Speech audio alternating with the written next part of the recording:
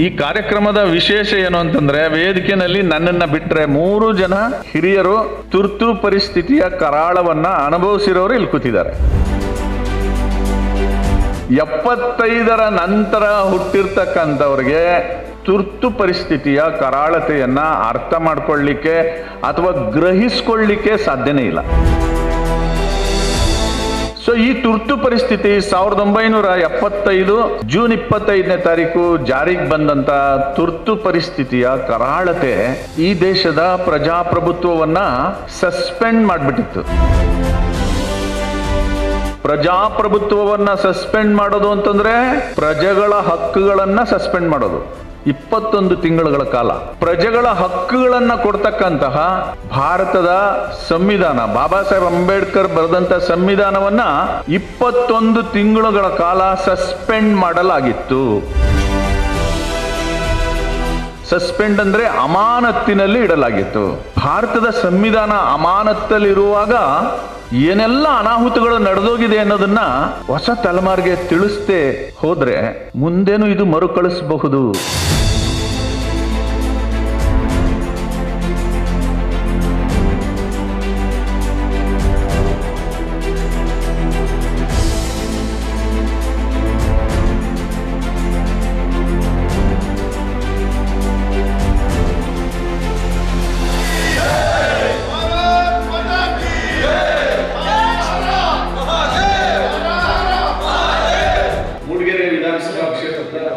ಆಲೂರು ಗ್ರಾಮದಲ್ಲಿ ಇವತ್ತು citizen for social justice ಸಂಸ್ಥೆಯ ವತಿಯಿಂದ ತುರ್ತು ಪರಿಸ್ಥಿತಿಯ ಕರಾಳ ದಿನಗಳ 50ನೇ ವರ್ಷದ ಕಾರ್ಯಕ್ರಮವನ್ನ ಬಹಳ ಯಶಸ್ವಿಯಾಗಿ, ಶಿಸ್ತಾಗಿ, ಸಂಘಟಿತವಾಗಿ ನಡೆಸ್ತಾ ಇದ್ದೀವಿ.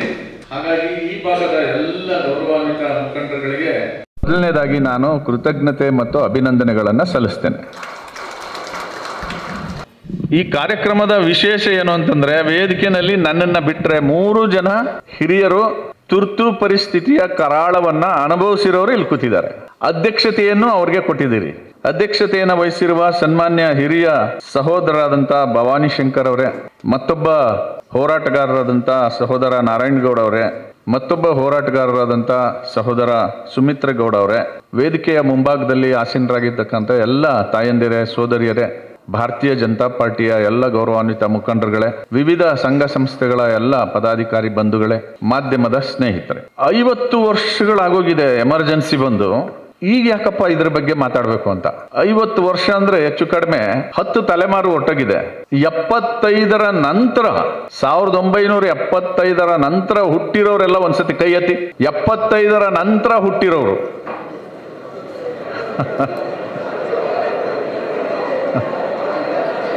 75ರ ನಂತರ ಹುಟ್ಟಿರೋರು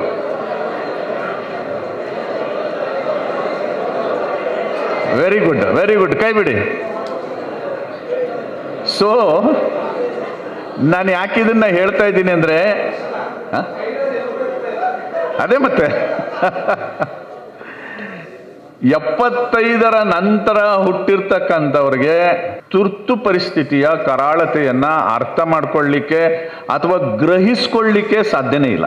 ಸೊ ಈ ತುರ್ತು ಪರಿಸ್ಥಿತಿ 1975 ಜೂನ್ 25ನೇ ತಾರೀಕು ಜಾರಿಗೆ ಬಂದಂತ ತುರ್ತು ಪರಿಸ್ಥಿತಿಯ ಕರಾಳತೆ ಈ ದೇಶದ ಪ್ರಜಾಪ್ರಭುತ್ವವನ್ನ ಸಸ್ಪೆಂಡ್ ಮಾಡಿಬಿಟ್ಟಿತ್ತು. ಪ್ರಜಾಪ್ರಭುತ್ವವನ್ನ ಸಸ್ಪೆಂಡ್ ಮಾಡೋದು ಅಂತಂದ್ರೆ ಪ್ರಜೆಗಳ ಹಕ್ಕುಗಳನ್ನ ಸಸ್ಪೆಂಡ್ ಮಾಡೋದು. 21 ತಿಂಗಳುಗಳ ಕಾಲ ಪ್ರಜೆಗಳ ಹಕ್ಕುಗಳನ್ನ ಕೊಡ್ತಕ್ಕಂತಹ ಭಾರತದ ಸಂವಿಧಾನ, ಬಾಬಾ ಸಾಹೇಬ್ ಅಂಬೇಡ್ಕರ್ ಬರೆದಂತ ಸಂವಿಧಾನವನ್ನ 21 ತಿಂಗಳುಗಳ ಕಾಲ ಸಸ್ಪೆಂಡ್ ಮಾಡಲಾಗಿತ್ತು. ಸಸ್ಪೆಂಡ್ ಅಂದ್ರೆ ಅಮಾನತ್ತಿನಲ್ಲಿ ಇಡಲಾಗಿತ್ತು. ಭಾರತದ ಸಂವಿಧಾನ ಅಮಾನತ್ತಲ್ಲಿರುವಾಗ ಏನೆಲ್ಲ ಅನಾಹುತಗಳು ನಡೆದೋಗಿದೆ ಅನ್ನೋದನ್ನ ಹೊಸ ತಲೆಮಾರಿಗೆ ತಿಳಿಸದೆ ಹೋದ್ರೆ ಮುಂದೇನು ಇದು ಮರುಕಳಿಸಬಹುದು.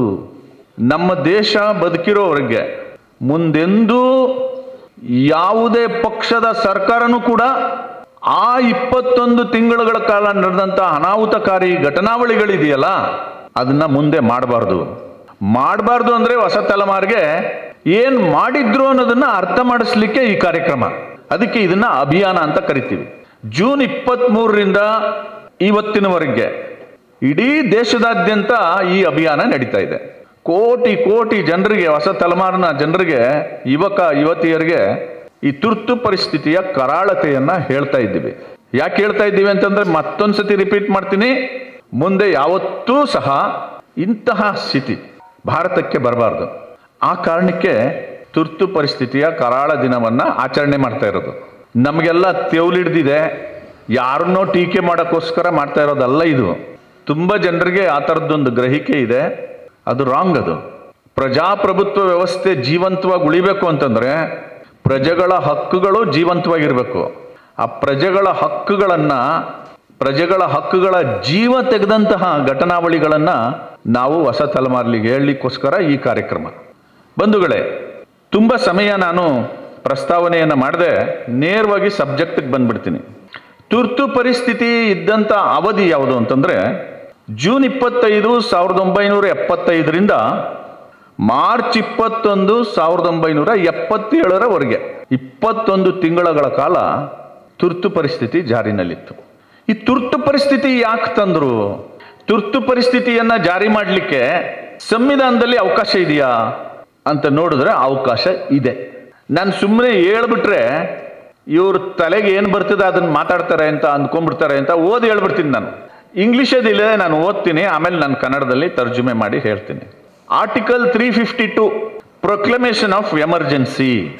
If the president is satisfied that a grave emergency exists whereby the security of India or any part of the territory thereof is threatened, whether by war or external aggression or an armed rebellion, he andre the president may by proclamation make a declaration to that effect in respect of the whole of India or of such part of the territory thereof as may be specified in the proclamation. Bharat ದೇಶದಲ್ಲಿ ಯುದ್ಧದ ಸಂದರ್ಭ ಇದ್ರೆ ಅಥವಾ ಆಂತರಿಕ ಕ್ಷೋಭೆ ಆಗಿದ್ರೆ, ಆಂತರಿಕ ಕ್ಷೋಭೆ ಅಂತಂದ್ರೆ ಒಂದು ಸಶಸ್ತ್ರ ಹೋರಾಟ ಪ್ರಭುತ್ವದ ವಿರುದ್ಧ ನಡೆದಿದ್ರೆ, ಅಂತಹ ಸಂದರ್ಭದಲ್ಲಿ ಎಮರ್ಜೆನ್ಸಿಯನ್ನ ರಾಷ್ಟ್ರಪತಿಗಳು ಡಿಕ್ಲೇರ್ ಮಾಡಬಹುದು. ಹೇಗೆ ಡಿಕ್ಲೇರ್ ಮಾಡಬೇಕು? ರಾಷ್ಟ್ರಪತಿಗಳು ತುರ್ತು ಪರಿಸ್ಥಿತಿಯನ್ನ ಘೋಷಣೆ ಮಾಡೋದಕ್ಕೆ ಕೇಂದ್ರ ಸಚಿವ ಸಂಪುಟ ರೆಕಮೆಂಡ್ ಮಾಡಬೇಕು. ಪ್ರಧಾನಮಂತ್ರಿಗಳು ಅದರ ಅಧ್ಯಕ್ಷತೆ ವಹಿಸಿರ್ಬೇಕು. ಇಡೀ ಮಂತ್ರಿಮಂಡಲ ಸರ್ವಾನುಮತದಿಂದ ತೀರ್ಮಾನ ಮಾಡಿ ರಾಷ್ಟ್ರಪತಿಗಳು ದೇಶದಲ್ಲಿ ಯುದ್ಧದ ಸಂದರ್ಭ ಬಂದಿದೆ, ಆಂತರಿಕ ಕ್ಷೋಭೆ ಇದೆ, ಅಥವಾ ಇನ್ನೊಂದು ಸಂದರ್ಭ ಏನು ಅಂತಂದ್ರೆ ದೇಶ ದಿವಾಳಿ ಆಗೋಗಿದೆ, ಹಣಕಾಸಿನ ಮುಗ್ಗಟ್ಟಿದೆ, ಇಂತಹ ಸಂದರ್ಭದಲ್ಲಿ ಕ್ಯಾಬಿನೆಟ್ ರೆಕಮೆಂಡ್ ಮಾಡಿ ತುರ್ತು ಪರಿಸ್ಥಿತಿಯನ್ನ ಘೋಷಣೆ ಮಾಡಬಹುದು. ಬಾಬಾ ಸಾಹೇಬ್ ಅಂಬೇಡ್ಕರ್ ಅವರು ಅದಕ್ಕೆ ಆರ್ಟಿಕಲ್ 352 ಅನುಚ್ಛೇದ 352ರಲ್ಲಿ ಅವಕಾಶ ಮಾಡಿದ್ದಾರೆ. ಈ ತುರ್ತು ಪರಿಸ್ಥಿತಿ ಜಾರಿಯಾಗಿದ್ದ ಯಾವಾಗ? ಜೂನ್ 25, 1975. ಆಗ ಯುದ್ಧ ನಡೀತಾ ಇತ್ತಾ? ಇಲ್ಲ. ಆಂತರಿಕ ಕ್ಷೋಭೆ ಇತ್ತ? ಇಲ್ಲ. ಅಥವಾ ನಮ್ಮ ದೇಶ ಆರ್ಥಿಕವಾಗಿ ದಿವಾಳಿ ಆಗೋಗಿತ್ತ? ಇಲ್ಲ. ಈ ಯಾವ ತುರ್ತು ಇಲ್ಲದೇ ಇದ್ರೂ ಸಹ ಅಂದಿನ ಸರ್ಕಾರ, ಶ್ರೀಮತಿ ಇಂದಿರಾ ಗಾಂಧಿಯವರ ನೇತೃತ್ವದ ಕಾಂಗ್ರೆಸ್ ಸರ್ಕಾರ ಯಾಕೆ ಎಮರ್ಜೆನ್ಸಿಯನ್ನ ಡಿಕ್ಲೇರ್ ಮಾಡ್ತು ಅಂದ್ರೆ, ಯಾಕೆ ಡಿಕ್ಲೇರ್ ಮಾಡ್ತು ಅನ್ನೋದಕ್ಕೆ ನಾನು ಕಾರಣ ಹೇಳ್ತೇನೆ. 1971ರಲ್ಲಿ ಲೋಕಸಭಾ ಚುನಾವಣೆ ನಡೀತು. ಈ ಲೋಕಸಭಾ ಚುನಾವಣೆಯಲ್ಲಿ ಶ್ರೀಮತಿ ಇಂದಿರಾ ಗಾಂಧಿಯವರ ಕಾಂಗ್ರೆಸ್ ಪಕ್ಷ 352 ಲೋಕಸಭಾ ಸ್ಥಾನಗಳನ್ನು ಗೆಲ್ತಾರೆ. 352 ಲೋಕಸಭಾ ಕ್ಷೇತ್ರಗಳನ್ನು ಗೆಲ್ಲೋದು ಅಂತಂದ್ರೆ ಗೆಟ್ಟಿಂಗ್ ಅಬ್ಸಲ್ಯೂಟ್ ಮೆಜಾರಿಟಿ, ಅಷ್ಟು ಗೆಲುವನ್ನ ಪಡ್ಕೋತಾರೆ. ಆ ಗೆಲುವಲ್ಲಿ ಶ್ರೀಮತಿ ಇಂದಿರಾ ಗಾಂಧಿ ಅವರು ಗೆದ್ದಿರ್ತಾರೆ. ಉತ್ತರ ಪ್ರದೇಶದ ರಾಯ್ಬರೇಲಿ ಲೋಕಸಭಾ ಕ್ಷೇತ್ರದಿಂದ ಶ್ರೀಮತಿ ಇಂದಿರಾ ಗಾಂಧಿ ಅವರು ಜಯ ಗಳಿಸಿರ್ತಾರೆ. ಶ್ರೀಮತಿ ಇಂದಿರಾ ಗಾಂಧೀಜಿಯವರ ವಿರುದ್ಧ ಚುನಾವಣೆಗೆ ಸ್ಪರ್ಧೆ ಮಾಡಿದ್ದಂತ ವಿರೋಧ ಪಕ್ಷದ ನಾಯಕ ರಾಜನಾರಾಯಣ್ ಅವರು ಸೋತೋಗಿರ್ತಾರೆ. ಸೋತಂತ ರಾಜನಾರಾಯಣ್ ಅವರು ಅಲಹಾಬಾದ್ ಹೈಕೋರ್ಟ್ ಅಲ್ಲಿ ಒಂದು ಕೇಸ್ ಹಾಕ್ತಾರೆ. ಏನ್ ಕೇಸು? ಶ್ರೀಮತಿ ಇಂದಿರಾ ಗಾಂಧಿ ಅವರು ಅಕ್ರಮವಾಗಿ ಗೆದ್ದಿದ್ದಾರೆ, ಸರ್ಕಾರಿ ಯಂತ್ರವನ್ನ ದುರುಪಯೋಗ ಪಡಿಸ್ಕೊಂಡಿದ್ದಾರೆ, ಹಾಗಾಗಿ ಇವರ ಚುನಾವಣೆಯ ಆಯ್ಕೆಯನ್ನ ರದ್ದು ಮಾಡಬೇಕು ಅಂತ ಹೇಳಿ ಕೇಸ್ ಹಾಕ್ತಾರೆ. ಅಲಹಾಬಾದ್ ಹೈಕೋರ್ಟ್ ಅಲ್ಲಿ ಆ ಕೇಸ್ ನಡೆಯುತ್ತೆ. ಜಸ್ಟಿಸ್ ಜಗಮೋಹನ್ ಲಾಲ್ ಸಿನ್ಹಾ ಅನ್ನೋರು ತೀರ್ಪು ಕೊಡ್ತಾರೆ. 3 ವರ್ಷದ ನಂತರ 3-4 ವರ್ಷದ ನಂತರ ತೀರ್ಪು ಕೊಡ್ತಾರೆ. ಯಾವಾಗ? ಜೂನ್ 12, 1975 ತೀರ್ಪು ಕೊಡ್ತಾರೆ. ಏನಂತ? ಶ್ರೀಮತಿ ಇಂದಿರಾ ಗಾಂಧಿಯವರು ರಾಯ್ಬರೇಲಿ ಕ್ಷೇತ್ರದಲ್ಲಿ ಅಕ್ರಮ ಮಾರ್ಗದಲ್ಲಿ ಗೆದ್ದಿದ್ದಾರೆ, ಸರ್ಕಾರಿ ಯಂತ್ರವನ್ನ ದುರುಪಯೋಗ ಪಡಿಸಿಕೊಂಡಿರೋದು ಸಾಬೀತಾಗಿದೆ. ಹಾಗಾಗಿ ಶ್ರೀಮತಿ ಇಂದಿರಾ ಗಾಂಧಿಯವರ ರಾಯ್ಬರೇಲಿ ಕ್ಷೇತ್ರದ ಆಯ್ಕೆಯನ್ನ ರದ್ದು ಮಾಡಲಾಗಿದೆ. ಮತ್ತೆ ಅವರು ಮುಂದಿನ 6 ವರ್ಷಗಳು ಚುನಾವಣೆಗೆ ನಿಂತ್ಕೊಳ್ಳಂಗಿಲ್ಲ ಅಂತ ಅಲಹಾಬಾದ್ ಹೈಕೋರ್ಟ್ ತೀರ್ಪು ಕೊಟ್ಬಿಡುತ್ತೆ. ನೀವು ದಯಮಾಡಿ ಅರ್ಥ ಮಾಡ್ಕೊಳ್ಳಿ, 352 ಸೀಟ್ ಗೆದ್ದು ಅಬ್ಸಲ್ಯೂಟ್ ಮೆಜಾರಿಟಿನಲ್ಲಿ ಪ್ರಧಾನಮಂತ್ರಿ ಸ್ಥಾನವನ್ನ ಮುನ್ನಡೆಸ್ತಾ ಇರ್ತಕ್ಕಂಥ ಶ್ರೀಮತಿ ಇಂದಿರಾ ಗಾಂಧಿ ಅವರಿಗೆ ಅವರ ರಾಜ್ಯದ ಹೈಕೋರ್ಟ್ ಅಲ್ಲಿ ಅವ್ರ ವಿರುದ್ಧ ತೀರ್ಪು ಬರುತ್ತೆ ಅಂತಂದ್ರೆ ಎಷ್ಟು ಪ್ರಮಾಣದ ಸಾಕ್ಷ್ಯಾಧಾರಗಳನ್ನ ರಾಜನಾರಾಯಣ ಒದಗಿಸಿರ್ಬೋದು ಅನ್ನೋದನ್ನ ಇಮ್ಯಾಜಿನ್ ಮಾಡ್ಕೊಳ್ಳಿ. ಒಟ್ಟಿನಲ್ಲಿ ಅವ್ರ ಸ್ಥಾನ ರದ್ದಾಗುತ್ತೆ. ಅವರ ಆಯ್ಕೆ ಅಸಿಂಧು ಅಂತ ಘೋಷಣೆ ಆಗುತ್ತೆ. ಘೋಷಣೆ ಆದ ತಕ್ಷಣ ಬರಸಿಡಿಲು ತಲೆ ಮೇಲೆ ಬಂದು ಬಡ್ದಂಗೆ ಆಗೋಗುತ್ತೆ ಶ್ರೀಮತಿ ಇಂದಿರಾ ಗಾಂಧಿ ಅವರಿಗೆ. ಮುಂದಿನ ಹಂತದಲ್ಲಿ ಏನ್ ಮಾಡ್ತಾರೆ ಅಂದ್ರೆ ಸುಪ್ರೀಂ ಕೋರ್ಟ್ಗೆ ಅಪೀಲ್ ಹೋಗ್ತಾರೆ. ಶ್ರೀಮತಿ ಇಂದಿರಾ ಗಾಂಧಿ ಅವರ ಲಾಯರ್ಗಳು ಸುಪ್ರೀಂ ಕೋರ್ಟ್ಗೆ ಅಪೀಲ್ ಹೋಗಿ ಇದನ್ನ ತಡೆ ಹಿಡೀರಿ ಅಂತ ಕೇಳುತ್ತೆ. ಅಪೀಲ್ ಹೋಗ್ಬಿಟ್ಟು ಜೂನ್ 20ನೇ ತಾರೀಕು 1975ರಲ್ಲಿ ಶ್ರೀಮತಿ ಇಂದಿರಾ ಗಾಂಧಿ ಅವರ ನೇತೃತ್ವದ ಕಾಂಗ್ರೆಸ್ ಪಕ್ಷ ದೆಹಲಿನಲ್ಲಿ ಒಂದು ಬೃಹತ್ ಪ್ರತಿಭಟನಾ ರ್ಯಾಲಿ, ಸುಪ್ರೀಂ ಕೋರ್ಟ್ ಮೇಲೆ ಒತ್ತಡ ತರಲಿಕ್ಕೆ. ಎಂತಹ ಪ್ರತಿಭಟನಾ ರ್ಯಾಲಿ ಅಂದ್ರೆ ದೆಹಲಿಗೆ ಹೋಗ್ತಕ್ಕಂಥ ಎಲ್ಲ ಟ್ರೈನ್ಗಳನ್ನ ಬುಕ್ ಮಾಡಿಕೊಂಡು 1700 ಬಸ್ಗಳನ್ನ ಬುಕ್ ಮಾಡಿಕೊಂಡು ಒಂದು ಬೃಹತ್ ಪ್ರತಿಭಟನೆಯನ್ನ ಆಯೋಜಿಸ್ತಾರೆ. ಪ್ರತಿಭಟನೆಯನ್ನ ಆಯೋಜಿಸಿ ಜೂನ್ 24ರಂದು ಸುಪ್ರೀಂ ಕೋರ್ಟ್ನ ನ್ಯಾಯಮೂರ್ತಿಗಳಾದಂಥ VR ಕೃಷ್ಣ ಅಯ್ಯರ್ ಅವರು ಜೂನ್ 24ರಂದು ಒಂದು ಷರತ್ತುಬದ್ಧ ಆದೇಶವನ್ನ ಹೊರಡಿಸ್ತಾರೆ. ಕಂಡೀಷನಲ್ ಬೇಲ್, ಅದು ಕಂಡೀಷನಲ್ ಸ್ಟೇ ಹೊರಡಿಸ್ತಾರೆ. ಏನಂತ? ನೀವು ಪ್ರಧಾನಿಯಾಗಿ ಮುಂದುವರಿಬಹುದು, ಸಂಸತ್ತಿನ ಚರ್ಚೆಯಲ್ಲಿ ಭಾಗವಹಿಸಂಗಿಲ್ಲ, ಸಂಸತ್ತಿನ ಮತದಾನದ ಪ್ರಕ್ರಿಯೆಯಲ್ಲಿ ನೀವು ಭಾಗವಹಿಸಂಗಿಲ್ಲ ಅಂತ ಹೇಳಿ ಒಂದು ಕಂಡೀಷನಲ್ ಸ್ಟೇ ಕೊಟ್ಬಿಟ್ಟು ಈ ತೀರ್ಪನ್ನ ಸುಪ್ರೀಂ ಕೋರ್ಟ್ನ ನ್ಯಾಯಮೂರ್ತಿಗಳಾದಂಥ VR ಕೃಷ್ಣ ಅಯ್ಯರ್ ಅವರು ಉನ್ನತ ಪೀಠಕ್ಕೆ ವರ್ಗಾವಣೆ ಮಾಡ್ತಾರೆ. ಕಾನ್ಸ್ಟಿಟ್ಯೂಷನಲ್ ಬೆಂಚ್ಗೆ ಹೋಗುತ್ತೆ. ಕಾನ್ಸ್ಟಿಟ್ಯೂಷನಲ್ ಬೆಂಚ್ಗೆ ಹೋದ್ಮೇಲೆ ಕಾನ್ಸ್ಟಿಟ್ಯೂಷನಲ್ ಬೆಂಚ್ ಏನ್ ತೀರ್ಮಾನ ಕೊಡುತ್ತೆ ಅಂತ ಕಾಯ್ಬೇಕಲ್ವಾ? ಅಪೀಲ್ ಮಾಡಿಬಿಟ್ಟು ಪ್ರತಿಭಟನೆ ಮಾಡೋದು. ಸುಪ್ರೀಂ ಕೋರ್ಟ್ನ ಉನ್ನತ ಪೀಠದಲ್ಲಿ ಪರಿಶೀಲನೆ ನಡೀತಾ ಇರುವಾಗ, ವಿಚಾರಣೆ ನಡೀತಾ ಇರುವಾಗ ಸುಪ್ರೀಂ ಕೋರ್ಟ್ನ ಉನ್ನತ ಪೀಠಕ್ಕೆ ಈ ಪ್ರಕರಣ ವರ್ಗಾವಣೆ ಆದ್ಮೇಲೆ ಉನ್ನತ ಪೀಠ ಏನ್ ತೀರ್ಪು ಕೊಡುತ್ತೆ ಅಂತ ಕಾಯುವಂಥದ್ದು ನ್ಯಾಯವನ್ನ, ಸಂವಿಧಾನವನ್ನ, ಕಾನೂನನ್ನ ಗೌರವಿಸ್ತಕ್ಕಂಥವರ ಸ್ಥಿತಿ, ಮನಸ್ಥಿತಿ. ಕಾನೂನನ್ನ ಗೌರವಿಸ್ತೆ ನಾನು ಮಾಡಿದ್ದೇ ಕಾನೂನು ಅಂತ ಯೋಚನೆ ಮಾಡ್ತಾರಲ್ಲ ಅವರು they will be moving towards dictatorship. ಇದನ್ನ ಅರ್ಥ ಮಾಡ್ಕೊಳ್ಳಿ. ಪ್ರಕರಣ ಉನ್ನತ ಪೀಠಕ್ಕೆ ವರ್ಗಾವಣೆ ಮಾಡಲಾಯಿತು. ಜೂನ್ 25ನೇ ತಾರೀಕು ಇವರ ಲೋಕಸಭಾ ಕ್ಷೇತ್ರ ರದ್ದಾಗಿದೆ. ಯಾರ್ದು? ಶ್ರೀಮತಿ ಇಂದಿರಾ ಗಾಂಧಿ ಅವ್ರದ್ದು. ಅದಕ್ಕೆ ಸ್ಟೇ ಸಿಕ್ಕಿದೆ. ಸ್ಟೇ ಎಲ್ಲಿವರೆಗೆ? ಉನ್ನತ ಪೀಠ ಏನ್ ತೀರ್ಪು ಕೊಡ್ತಾ ಅಲ್ಲಿವರೆಗೆ. ಇದ್ರ ಮಧ್ಯದಲ್ಲಿ 20ನೇ ತಾರೀಕು ಒಂದು ಬೃಹತ್ ಪ್ರತಿಭಟನೆ ಮಾಡಿ ಸುಪ್ರೀಂ ಕೋರ್ಟ್ ಮೇಲೆ ಒತ್ತಡ ತರುವಂತಹ ತಂತ್ರಗಾರಿಕೆ ನಡೀತಲ್ಲ, ಆ ಕಾರಣಕ್ಕೆ ಜಯಪ್ರಕಾಶ್ ನಾರಾಯಣ್ ಅವರು ಸಂಪೂರ್ಣ ಕ್ರಾಂತಿಯ ಅಧಿಕಾರ, ಇವತ್ತು ಸಂವಿಧಾನ ನಮ್ಮ ಕಣ್ಮುಂದೆ ಜೀವಂತವಾಗಿದೆ, ಪ್ರಜಾಪ್ರಭುತ್ವ ಜೀವಂತವಾಗಿದೆ ಅಂದ್ರೆ ಅದಕ್ಕೆ ಕಾರಣ ಜಯಪ್ರಕಾಶ್ ನಾರಾಯಣ್. ಜಯಪ್ರಕಾಶ್ ನಾರಾಯಣ್ ಅವರು ಇಲ್ಲ ಇದನ್ನ ನಾವು ಪ್ರತಿಭಟಿಸಬೇಕು ಅಂತ ಹೇಳಿ ಜೂನ್ 25ನೇ ತಾರೀಕು ಒಂದು ಜನಾಂದೋಲನವನ್ನ ಮಾಡ್ತಾರೆ.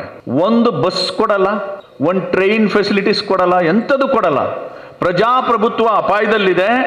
Shrimati Indira Gandhi, the prime minister Shrimati Indira Gandhi is moving towards dictatorship and fascism, ಸರ್ವಾಧಿಕಾರದ ಕಡೆಗೆ ಹೋಗ್ತಾ ಇದ್ದಾರೆ, ಇದನ್ನ ತಡಿಬೇಕು ಅಂತ ಪ್ರತಿಭಟನೆ ಮಾಡ್ತಾರೆ. ಜನ ಸ್ವಯಂ ಪ್ರೇರಿತವಾಗಿ ಲಕ್ಷಾಂತರ ಜನ ಸೇರ್ತಾರೆ. ಬೆಳಗಿನಲ್ಲಿ ಇದು ನಡೆಯುತ್ತೆ. ರಾತ್ರಿ 12 ಗಂಟೆ ಮೇಲೆ ಶ್ರೀಮತಿ ಇಂದಿರಾ ಗಾಂಧಿ ಅವರು ಎಮರ್ಜೆನ್ಸಿಯನ್ನ ಡಿಕ್ಲೇರ್ ಮಾಡಿಸ್ತಾರೆ. ಎಮರ್ಜೆನ್ಸಿ ಡಿಕ್ಲೇರ್ ಮಾಡಿಸ್ಲಿಕ್ಕೆ ಏನೇನ್ ಚರ್ಚೆ ನಡೆದಿದೆ ಅನ್ನೋದನ್ನ ನಾನು ಬರ್ಕೊಂಡು ಬಂದಿದ್ದೀನಿ, ನಿಮ್ಗೆ ಓದ್ತೀನಿ, ಕೇಳಿಸ್ಕೊಳ್ಳಿ. DP ದರ್ ಅಂತ ಶ್ರೀಮತಿ ಇಂದಿರಾ ಗಾಂಧಿ ಅವರ ಕ್ಲೋಸ್ ಅಸೋಸಿಯೇಟ್, ಅವರು ಸಲಹೆ ಕೊಡ್ತಾರೆ ಶ್ರೀಮತಿ ಇಂದಿರಾ ಗಾಂಧಿ ಅವ್ರಿಗೆ. ಏನಂತ? The president can suspend the constitution and set it aside. ರಾಷ್ಟ್ರಪತಿಗಳು ಸಂವಿಧಾನವನ್ನ ಸಸ್ಪೆಂಡ್ ಮಾಡ್ಬೋದು, ಸೈಡ್ಗೆ ತಳ್ಬೋದು. after the constitution is suspended, a new constitution can be imposed by turning the parliament into a constituent assembly. So ಸಂವಿಧಾನವನ್ನ suspend ಮಾಡಿದ್ಮೇಲೆ ಸಂವಿಧಾನ ರಚನಾ ಸಭೆ ರಚನೆ ಆಗ್ಬೇಕಲ್ಲ, ಅದಕ್ಕೇನ್ ಹೇಳ್ತಾರೆ, ಪಾರ್ಲಿಮೆಂಟ್ ಅನ್ನೇ ಸಂವಿಧಾನ ರಚನಾ ಸಭೆ ಅಂತ ಕನ್ವರ್ಟ್ ಮಾಡ್ಬೋದು ಅಂತ ಸಲಹೆ ಕೊಡ್ತಾರೆ. ನಮ್ ಕಡೆ ಒಂದು ಗಾದೆ ಹೇಳ್ತಾರೆ, ಚಾಮರಾಜನಗರ ಮೈಸೂರು ಕಡೆ ಒಂದು ಗಾದೆ ಮಾತು, ಕೇಡ್ಗಾಲಕ್ಕೆ ನಾಯಿ ಮೊಟ್ಟೆ ಇಕ್ತು ಅಂತ. ಆ ಕೇಡ್ಗಾಲ ಬಂದಿದೆ ಶ್ರೀಮತಿ ಇಂದಿರಾ ಗಾಂಧಿ ಅವರಿಗೆ, ಅವ್ರ ಸುತ್ತಮುತ್ತ ಇರುವಂತ ಒಗಳು ಭಟ್ರು ಈ ತರ ಸಲಹೆಗಳನ್ನ ಕೊಡ್ತಾ ಇದ್ದಾರೆ. ಒಂದು, ಶ್ರೀಮತಿ ಇಂದಿರಾ ಗಾಂಧಿ ಅವ್ರ ಮಗ ಸಂಜಯ್ ಗಾಂಧಿ ಅವರು MP ಆಗಿರ್ಲಿಲ್ಲ, ಯಾವುದೇ ಕೇಂದ್ರದ ಪ್ರೋಟೋಕಾಲ್ ಇಲ್ಲ. ಅವರು ದೇಶದ ಎಲ್ಲ ಮುಖ್ಯಮಂತ್ರಿಗಳನ್ನ ದೆಹಲಿಗೆ ಕರೆದು ಏನ್ ಹೇಳ್ತಾರೆ ಗೊತ್ತಾ, ವಿರೋಧ ಪಕ್ಷದ ಯಾರ್ಯಾರನ್ನ ಅರೆಸ್ಟ್ ಮಾಡ್ಬೋದು ಪಟ್ಟಿ ಮಾಡಿ ಅಂತ. ಇನ್ನು ಎಮರ್ಜೆನ್ಸಿ ಡಿಕ್ಲರೇಷನ್ಗೆ ಸೈನ್ ಮಾಡಿಲ್ಲ ರಾಷ್ಟ್ರಪತಿಗಳು, ಯಾರ್ಯಾರನ್ನ ಅರೆಸ್ಟ್ ಮಾಡಿ ಜೈಲ್ಗೆ ಹಾಕ್ಬೋದು ಪಟ್ಟಿ ಮಾಡಿ ಅಂತ ಮುಖ್ಯಮಂತ್ರಿಗಳನ್ನ ಕರೆದು ತಾಕೀತು ಮಾಡ್ತಾರೆ. ಶ್ರೀಮತಿ ಇಂದಿರಾ ಗಾಂಧಿ ಅವರು ಸಿದ್ಧಾರ್ಥ ಶಂಕರ್ ರೈ ಅಂತ ವೆಸ್ಟ್ ಬೆಂಗಾಲ್ ಅಲ್ಲಿ ಮುಖ್ಯಮಂತ್ರಿ ಆಗಿದ್ದವರು, ಅವ್ರನ್ನ ಕರೆದು ಅವ್ರಿಗೆ ಒಂದು ಮಾತು ಹೇಳ್ತಾರೆ, ಇದನ್ನ ಕೇಳಿಸ್ಕೊಳ್ಳಿ. The country requires a shock treatment. Hello, ಅರ್ಥ ಆಯ್ತಾ? ಇಂದಿರಾ ಗಾಂಧಿ ನಮ್ಮ ಅವ್ವ ಅಂತೀವಲ್ಲ, ಆ ಅವ್ವ ಏನ್ ಹೇಳ್ತಾವಳೆ, the country requires a shock treatment. ದೇಶಕ್ಕೆ ಒಂದು ಶಾಕ್ ಟ್ರೀಟ್ಮೆಂಟ್ ಕೊಡಬೇಕು ಅಂತ. ದೇಶಕ್ಕೆ ಶಾಕ್ ಟ್ರೀಟ್ಮೆಂಟ್ ಕೊಡಬೇಕು ಅಂತಂದ್ರೆ ಮುಳ್ಳಯ್ಯನಗಿರಿಗೆ ಶಾಕ್ ಟ್ರೀಟ್ಮೆಂಟ್ ಅಂದ್ಕೊಂಡಿದ್ದೀರಾ? ಹಿಮಾಲಯ ಪರ್ವತಕ್ಕೆ ಶಾಕ್ ಟ್ರೀಟ್ಮೆಂಟ್ ಅಂದ್ಕೊಂಡಿದ್ದೀರಾ? ಶಾಕ್ ಟ್ರೀಟ್ಮೆಂಟ್ ಕೊಡಬೇಕು ದೇಶಕ್ಕೆ ಅಂದ್ರೆ ಯಾರಿಗೆ? ಹಲೋ, ಯಾರಿಗೆ? ಪ್ರಜೆಗಳಿಗೆ ಶಾಕ್ ಟ್ರೀಟ್ಮೆಂಟ್ ಕೊಡಬೇಕು. Country requires shock treatment. ಇವ್ರಿಗೆಲ್ಲ ಶಾಕ್ ಟ್ರೀಟ್ಮೆಂಟ್ ಸಿಕ್ಕಿದೆ, ಜೈಲಿಗೆ ಹೋದಾಗ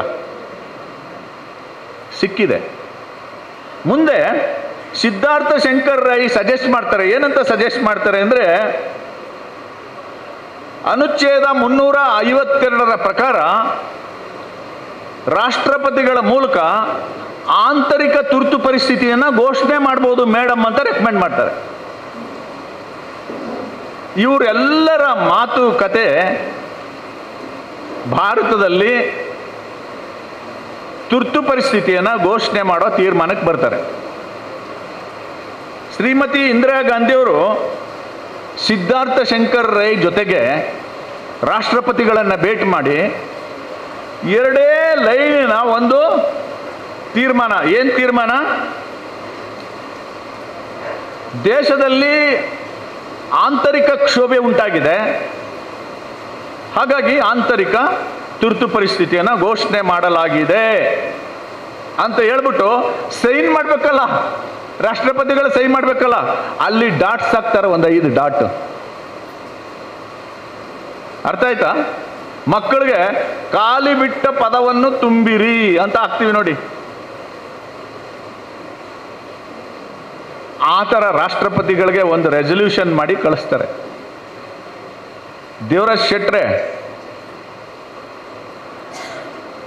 ಈ ರಾಷ್ಟ್ರಪತಿಗಳಾದಂಥ ಫಕ್ರುದ್ದೀನ್ ಅಲಿ ಅಹಮದ್ ಅವರು ಏನ್ ಮಾಡ್ಬೇಕು ಮೇಡಮ್ ಅಂತಾರೆ, ಆ ಖಾಲಿ ಬಿಟ್ಟ ಜಾಗ ಇದೆಯಲ್ಲ ಅಲ್ಲೊಂದು ಸೈನ್ ಮಾಡು ಅಂತಾರೆ. ಸೈನ್ ಮಾಡ್ತಾರೆ. ಇನ್ನೇನಾದ್ರೂ ಮಾಡ್ಬೇಕಾ ಮೇಡಮ್? ಏನು ಮಾಡ್ಬೇಕಾಗಿಲ್ಲ, ಸೈನ್ ಮಾಡು ಅಲ್ಲಿ ಅಂತ. ನಾವು ಕಾಲೇಜಲ್ಲಿ ಓದುವಾಗ ಒಂದು ಮಾತು ಜನಜನಿತ ಏನಂತಂದ್ರೆ, ರಾಷ್ಟ್ರಪತಿಗಳು ಅನ್ನೋದು ರಬ್ಬರ್ ಸ್ಟ್ಯಾಂಪ್ ಇದ್ದಂಗೆ ಕಣ್ರಿ. ಈ ಮಾತು ಯಾವತ್ತಿಂದ ಜಾರಿಗೆ ಬಂದಿರಬಹುದು ಅಂತಂದ್ರೆ, ಫಕ್ರುದ್ದೀನ್ ಅಲಿ ಅಹಮದ್ ಅವರು ರಾಷ್ಟ್ರಪತಿಗಳಾದಾಗ ಶ್ರೀಮತಿ ಇಂದಿರಾ ಗಾಂಧಿ ಅವರು ಪ್ರಧಾನಮಂತ್ರಿಯಾಗಿ ಈ ತುರ್ತು ಪರಿಸ್ಥಿತಿಗೆ ಸಹಿ ಮಾಡಿಸಿದ್ರಲ್ಲ, ಆವತ್ತಿಂದ ಬಂದಿರಬಹುದು ಇದು ಅಂತ ನನ್ನ ಡೌಟ್. ರಾಷ್ಟ್ರಪತಿಗಳು ಸಹಿ ಮಾಡಿದ್ರು, ಮಂತ್ರಿಮಂಡಲ ರೆಕಮೆಂಡ್ ಮಾಡಿಲ್ಲ. ಸಂವಿಧಾನ ಏನು ಹೇಳುತ್ತೆ? ಸಚಿವ ಸಂಪುಟ ರೆಕಮೆಂಡ್ ಮಾಡಬೇಕು ಅಂತ ಮಾಡಿಲ್ಲ. ಅಯ್ಯಯ್ಯೋ ತಪ್ಪಾಗೋಯ್ತಲ್ಲ ಅಂತ ಗೊತ್ತಾಗೋಗಿದೆ. ಬೆಳಿಗ್ಗೆ 6 ಗಂಟೆಗೆ ಕ್ಯಾಬಿನೆಟ್ ಮೀಟಿಂಗು. ನಾನು ಮಂತ್ರಿಮಂಡಲದಲ್ಲಿದ್ದೆ, ಒಂದು 3 ತಿಂಗಳು ಮಿನಿಸ್ಟರ್ ಆಗಿದ್ದೆ. ಮಂತ್ರಿಮಂಡಲದ ಸಭೆ ಸಾಮಾನ್ಯವಾಗಿ ಬೆಳಿಗ್ಗೆ 11 ಗಂಟೆಗೆ ಅಥವಾ ಮಧ್ಯಾಹ್ನ 3 ಗಂಟೆಗೆ ಇರುತ್ತೆ. ಬೆಳಿಗ್ಗೆ 6 ಗಂಟೆಗೆ ಇನ್ನೂ ಮಕ್ಕನೇ ತೊಳೆದಿಲ್ಲ. ಕ್ಯಾಬಿನೆಟ್ ಸೆಕ್ರೆಟರಿಗೆ ಗೊತ್ತಿಲ್ಲ, ಲಾ ಮಿನಿಸ್ಟರ್ ಗೊತ್ತಿಲ್ಲ, ಲಾ ಸೆಕ್ರೆಟರಿಗೆ ಗೊತ್ತಿಲ್ಲ. ಕ್ಯಾಬಿನೆಟ್ ಮೀಟಿಂಗ್ ಕರೆದುಬಿಟ್ಟು ಆಂತರಿಕ ತುರ್ತು ಪರಿಸ್ಥಿತಿಯನ್ನು ಘೋಷಣೆ ಮಾಡಿದ್ದೀನಿ, ಎಲ್ಲರೂ ಒಪ್ಕೊಳ್ಳಿ ಅಂತ. ಎಸ್ ಮೇಡಮ್ ಅಂದರು. ಯಾಕೆ ಎಸ್ ಮೇಡಮ್ ಅಂತಂದ್ರು ಅಂದರೆ, ಆ ಕಾಲದಲ್ಲಿ ಒಬ್ಬ ಪುಣ್ಯಾತ್ಮ ಇದ್ದ, ಶ್ರೀಮತಿ ಇಂದಿರಾ ಗಾಂಧಿ ಅವ್ರನ್ನ ದಿಕ್ ತಪ್ಪಿಸ್ತಂತ ಒಬ್ಬ ಪುಣ್ಯಾತ್ಮ. ಅವನು ಘೋಷಣೆ ಮಾಡ್ತಾನೆ, India is Indira, Indira is India. So Indira Gandhi ಏನು ಹೇಳ್ತಾರೆ ಅದೇ ದೇಶ. ಸೊ ಹೀಗೆ ತುರ್ತು ಪರಿಸ್ಥಿತಿಯನ್ನು ಘೋಷಣೆ ಮಾಡಿಬಿಟ್ಟು ಬೆಳಿಗ್ಗೆ 6 ಗಂಟೆಗೆ ಕ್ಯಾಬಿನೆಟಲ್ಲಿ ಸೈನ್ ಮಾಡಿಸಿ, ಮೊದಲನೇ ಕೆಲಸ ಮಾಡಿದ್ದು ರಾತ್ರಿ 3 ಗಂಟೆಗೆ ಏನು ಅಂತಂದರೆ, ದೆಹಲಿನಲ್ಲಿರ್ತಕ್ಕಂಥ ಮಾಧ್ಯಮದ ಸ್ನೇಹಿತರು ಇದ್ದೀರಾ ಇಲ್ಲಿ? ಇದಾರಲ್ವಾ? Very good. ಮೊದಲನೇ ಕೆಲಸ ಏನು ಮಾಡಿದ್ದು ಗೊತ್ತಾ ಸರ್? ನಿಮ್ಮ ಆಫೀಸ್ಗಳಿದೆಯಲ್ಲ ಡೆಲ್ಲಿನಲ್ಲಿ, ಆಫೀಸ್ಗಳಿಗೆ ಕರೆಂಟ್ ಕಟ್ ಮಾಡಿದ್ದು. 6 ಗಂಟೆಗೆ ಕ್ಯಾಬಿನೆಟ್ ರೆಕಮೆಂಡೇಶನ್ ಆದಮೇಲೆ ಆಲ್ ಇಂಡಿಯಾ ರೇಡಿಯೋನಲ್ಲಿ ಅನೌನ್ಸ್ ಮಾಡಿದ್ರು, ಯಾರು ಹೆದರ್ಕೋಬೇಕಾಗಿಲ್ಲ, ಆಂತರಿಕ ತುರ್ತು ಪರಿಸ್ಥಿತಿಯನ್ನು ಘೋಷಣೆ ಮಾಡಲಾಗಿದೆ ಅಂತ ಹೇಳಿದ್ರು. ಈ ತುರ್ತು ಪರಿಸ್ಥಿತಿ ಘೋಷಣೆ ಆದಮೇಲೆ ಸಮಾಧಾನ ಆಯ್ತಾ ಶ್ರೀಮತಿ ಇಂದಿರಾ ಗಾಂಧಿ ಅವ್ರಿಗೆ? ತಪ್ಪು ಮಾಡಿದವ್ರಿಗೆ ಹೇಗೆ ಭಯ ಸೃಷ್ಟಿಯಾಗುತ್ತೆ ಅನ್ನೋದನ್ನ ನಾನು ಹೇಳ್ತೀನಿ ಕೇಳಿ. ಸಮಾಧಾನ ಆಗಿಲ್ಲ, ಭಯ ಶುರುವಾಯಿತು. ಏನೇನು ಭಯ? ನಾನೇನೋ ತುರ್ತು ಪರಿಸ್ಥಿತಿ ಘೋಷಣೆ ಮಾಡಿದ್ದೀನಿ, ಪ್ರಕರಣ ಸುಪ್ರೀಂ ಕೋರ್ಟ್ ಮುಂದೆ ಬರ್ತಾ ಇದೆ, ಇಂಥ ಸಂದರ್ಭದಲ್ಲಿ ನ್ಯಾಯಾಲಯ ತುರ್ತು ಪರಿಸ್ಥಿತಿಯನ್ನು ರದ್ದು ಮಾಡಿಬಿಟ್ರೆ ಏನು ಮಾಡೋದು ಅನ್ನೋ ಭಯ ಶುರುವಾಯಿತು. ತುರ್ತು ಪರಿಸ್ಥಿತಿಗೆ ಸ್ಟೇ ಕೊಟ್ಬಿಟ್ರೆ ಏನು ಮಾಡೋದು? ಭಯ ಶುರುವಾಯಿತು. ಎರಡನೇದು, ತನ್ನ ಲೋಕಸಭಾ ಸದಸ್ಯರ ಸ್ಥಾನ ರದ್ದಾಗ್ಬಿಟ್ರೆ ಆಟೋಮೆಟಿಕ್ಕಾಗಿ ಪ್ರಧಾನಿ ಹೋಗ್ತಾರಲ್ಲ, ಏನು ಮಾಡೋದು? ವಿರೋಧ ಪಕ್ಷಗಳ ಹೋರಾಟ ಮಾಡ್ತಾ ಇದ್ದಾರೆ, ಅದು ತೀವ್ರ ಆದರೆ ಏನು ಮಾಡೋದು? ಮಾಧ್ಯಮಗಳು ನನ್ನ ವಿರುದ್ಧ ಅಭಿಪ್ರಾಯ ರೂಪಿಸಿ ಅದೊಂದು ಜನಾಂದೋಲನ ಆಗ್ಬಿಟ್ರೆ ಇದನ್ನು ನಿಯಂತ್ರಣ ಮಾಡೋದು ಹೇಗೆ ಅಂತ ಭಯ ಸೃಷ್ಟಿಯಾಯಿತು. ಇದೆಲ್ಲವನ್ನ ನಿಯಂತ್ರಿಸಲಿಕ್ಕೆ ಮೊದಲನೇ ಕೆಲಸ ಮಾಡಿದ್ದೇನು ಅಂತಂದರೆ, ವಿರೋಧ ಪಕ್ಷದ ಎಲ್ಲ ನಾಯಕರು, ಜಯಪ್ರಕಾಶ್ ನಾರಾಯಣ್, HD ದೇವೇಗೌಡ, ಅಟಲ್ ಬಿಹಾರಿ ವಾಜಪೇಯಿ, ಜಾರ್ಜ್ ಫರ್ನಾಂಡಿಸ್, ಅಡ್ವಾನಿ, ಮುರಳಿ ಮನೋಹರ್ ಜೋಶಿ ಇತ್ಯಾದಿ ಇತ್ಯಾದಿ ಇತ್ಯಾದಿ ನಾಯಕರನ್ನೆಲ್ಲ ಅರೆಸ್ಟ್ ಮಾಡಿಸ್ತು. ಅರೆಸ್ಟ್ ಮಾಡಿ ಜೈಲಲ್ಲಿ ಇಟ್ಬಿಟ್ಟು ವಿರೋಧ ಪಕ್ಷದವ್ರನ್ನ ತೀರ್ಮಾನ ಮಾಡ್ತಾರೆ, ನಾನು ಡಿಕ್ಲೇರ್ ಮಾಡಿರ್ತಕ್ಕಂಥ ಈ ತುರ್ತು ಪರಿಸ್ಥಿತಿಯ ಊರ್ಜಿತ ಆಗಬೇಕು ಅಂದರೆ ಸಂವಿಧಾನಕ್ಕೆ ಶಾಕ್ ಟ್ರೀಟ್ಮೆಂಟ್ ಕೊಡಬೇಕು ಅಂತ ತೀರ್ಮಾನ ಮಾಡಿ ಜುಲೈ 24, 1975ರಲ್ಲಿ ಸಂವಿಧಾನಕ್ಕೆ 38ನೇ ತಿದ್ದುಪಡಿಯನ್ನು ತರ್ತಾರೆ. ಈ 38ನೇ ತಿದ್ದುಪಡಿ ಏನು ಹೇಳುತ್ತೆ ಅಂದರೆ, ಗಮನಿಸಿ, ತುರ್ತು ಪರಿಸ್ಥಿತಿ ಘೋಷಣೆ ಮಾಡಿರುವ ರಾಷ್ಟ್ರಪತಿಗಳ ಆದೇಶವನ್ನು ಯಾವುದೇ ನ್ಯಾಯಾಲಯದಲ್ಲಿ ಪ್ರಶ್ನಿಸುವಂತಿಲ್ಲ. ಸಮಾಧಾನ ಆಯ್ತಾ? ಅದಕ್ಕೆ ಆಗಿಲ್ಲ. ಸಂವಿಧಾನಕ್ಕೆ 39ನೇ ತಿದ್ದುಪಡಿ, ಆಗಸ್ಟ್ 5, 1975. ಪ್ರಧಾನಿ, ಉಪರಾಷ್ಟ್ರಪತಿ, ಸ್ಪೀಕರ್ ಬಗ್ಗೆ ನ್ಯಾಯಾಲಯಗಳು ವಿಚಾರಣೆ ನಡೆಸುವ ಅವಕಾಶವನ್ನು ರದ್ದು ಮಾಡಲಾಯಿತು. ವಿಚಾರಣೆ ಮಾಡಂಗಿಲ್ಲ ನೀವು. ಅದಕ್ಕೆ 39ನೇ ತಿದ್ದುಪಡಿ. ವಿಚಾರಣೆ ಮಾಡಲೇಬೇಕು ಅಂದರೆ ಸಂಸತ್ತು ನೇಮಿಸುವ ಒಂದು ತಂಡದಿಂದ ವಿಚಾರಣೆ ಆಗಲಿ. ಸಂಸತ್ತಿನ 352 ಜನ MP ಗಳು ಏನಾಗಿದ್ದಾರೆ? Yes madam. ಅವರು ತಂಡ ರಚನೆ ಮಾಡಿ ಶ್ರೀಮತಿ ಇಂದಿರಾ ಗಾಂಧಿ ಅವರ ರಾಯ್ಬರೇಲಿ ಚುನಾವಣೆಯ ಆಯ್ಕೆ ಅಸಿಂಧು ಅಂತ ಇದೆಯಲ್ಲ, ಅದನ್ನ ಪರಿಶೀಲನೆ ಮಾಡಕ್ಕೆ ಕೊಟ್ರೆ ಏನು ಮಾಡ್ಬೋದು? ಅದನ್ನ ಸಿಂಧು ಅಂತ ಹೇಳ್ಬೋದು. ಅದಕ್ಕೆ ಅಗತ್ಯ ಬಿದ್ದರೆ ಸಂಸತ್ತು ನೇಮಿಸುವ ತಂಡದಿಂದಲೇ ವಿಚಾರಣೆಗೆ ಅವಕಾಶ, ಕೋರ್ಟ್ಗಳು ವಿಚಾರಣೆ ಮಾಡಂಗಿಲ್ಲ ಅಂತ ತಿದ್ದುಪಡಿ. ಇದ್ರ ಜೊತೆಗೆ ಇನ್ನೂ ಸಮಾಧಾನ ಆಗಲಿಲ್ಲ. ಕೋರ್ಟ್ ಮತ್ತೆ ಏನಾದರೂ ಮೂಗು ತೂರಿಸ್ಬಿಟ್ರೆ ಏನು ಮಾಡೋದು ಅಂತ ಹೇಳಿ ಚುನಾವಣೆಗೆ ಸಂಬಂಧಪಟ್ಟ ಎಲ್ಲ ಕಾನೂನುಗಳನ್ನು ಸಂವಿಧಾನದ 9ನೇ ಪರಿಚ್ಛೇದಕ್ಕೆ ಸೇರಿಸಿ ನ್ಯಾಯಾಲಯಗಳ ವಿಚಾರಣೆಗೆ ನಿರ್ಬಂಧ ಹೇರಲಾಯಿತು. 9th ಶೆಡ್ಯೂಲ್ಗೆ ನೀವು ಯಾವ ಶಾಸನಗಳನ್ನ ಕಾನೂನನ್ನ 9th ಶೆಡ್ಯೂಲ್ಗೆ ಹಾಕ್ತೀರಿ? ಇಲ್ಲಿ ಅಡ್ವೊಕೇಟ್ಸ್ ಇದ್ದೀರಾ advocates? I am not a advocate, but ಓದ್ಕೊಂಡಿದ್ದೀನಿ. ಬಾಬಾ ಸಾಹೇಬರು ದಿನ ತಲೆ ಮೇಲೆ ಹೊಡಿತಾರೆ, ಅದಕ್ಕೆ ಓದ್ಕೊಂಡು ಬಂದು ನಿಮ್ಮ ಮುಂದೆ ನಿಂತಿದ್ದೀನಿ. 9th ಶೆಡ್ಯೂಲ್ಗೆ ಹಾಕ್ಬಿಟ್ರೆ ದ ಜುಡಿಷಿಯರಿ ಕೆನಾಟ್ ಇಂಟರ್ಫಿಯರ್. ಅಲ್ಲಿಗೆ ಸೇರಿಸ್ಬಿಟ್ರು ಇದನ್ನ. 40ನೇ ತಿದ್ದುಪಡಿ ಏನು ಅಂತಂದ್ರೆ, ಮಾಧ್ಯಮಗಳನ್ನ ಫ್ರೀ ಬಿಟ್ಬಿಟ್ರೆ ಇವ್ರು ಆಟ ಆಡ್ಬಿಡ್ತಾರೆ ಅಂತ ಹೇಳಿ ಮಾಧ್ಯಮಗಳನ್ನ ನಿರ್ಬಂಧಿಸುವಂತಹ ಒಂದು ತಿದ್ದುಪಡಿ. ನಿರ್ಬಂಧಿಸಿದ್ದು ಅಷ್ಟೇ ಅಲ್ಲ, ಮಾಧ್ಯಮಗಳು ಏನಾದರೂ ಬರಿಬೇಕು ಅಂತಂದ್ರೆ ಒಂದು ಸೆನ್ಸಾರ್ ಬೋರ್ಡ್ ರಚನೆ ಮಾಡಿದ್ರು ಕೇಂದ್ರ ಸರ್ಕಾರ. ಆ ಸೆನ್ಸಾರ್ ಬೋರ್ಡ್ ಮುಂದೆ ಹೋಗ್ಬೇಕು, ನೀನೇನು ಬರಿಬೇಕು ಏನು ಬರಿಬಾರ್ದು ಅನ್ನೋದನ್ನ ಸರ್ಕಾರ ನಿರ್ಧಾರ ಮಾಡುತ್ತೆ, ಆಮೇಲೆ ನೀವು ಬರಿಬೋದು. ಇದು ಅಭಿವ್ಯಕ್ತಿ ಸ್ವಾತಂತ್ರ್ಯ, ರೈಟ್ ಟು ಎಕ್ಸ್ಪ್ರೆಷನ್, ಅಭಿವ್ಯಕ್ತಿ ಸ್ವಾತಂತ್ರ್ಯದ ದಮನ 40ನೇ ತಿದ್ದುಪಡಿನಲ್ಲಿ ಮಾಡಿದ್ರು.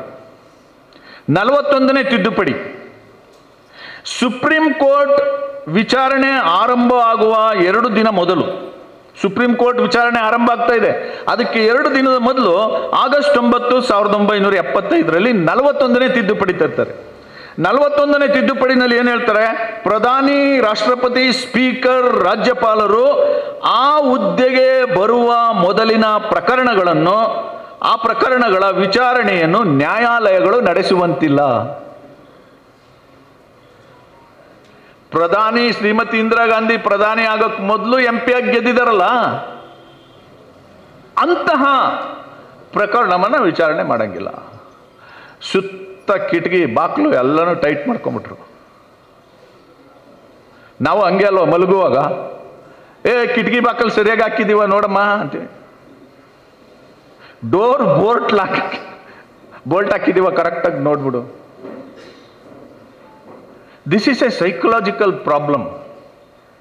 ಯಾವ ಮನುಷ್ಯನಿಗೆ ಅತಂತ್ರ ಸ್ಥಿತಿ, ಭಯ ಸೃಷ್ಟಿಯಾಗುತ್ತೋ ಆಗ ಎಲ್ಲವನ್ನ ಅಡ್ಡು ಬಳಸಿ ಹಿಂಗೆ ಹಿಡ್ಕೊಂಡ್ಬಿಡ್ತಾರೆ.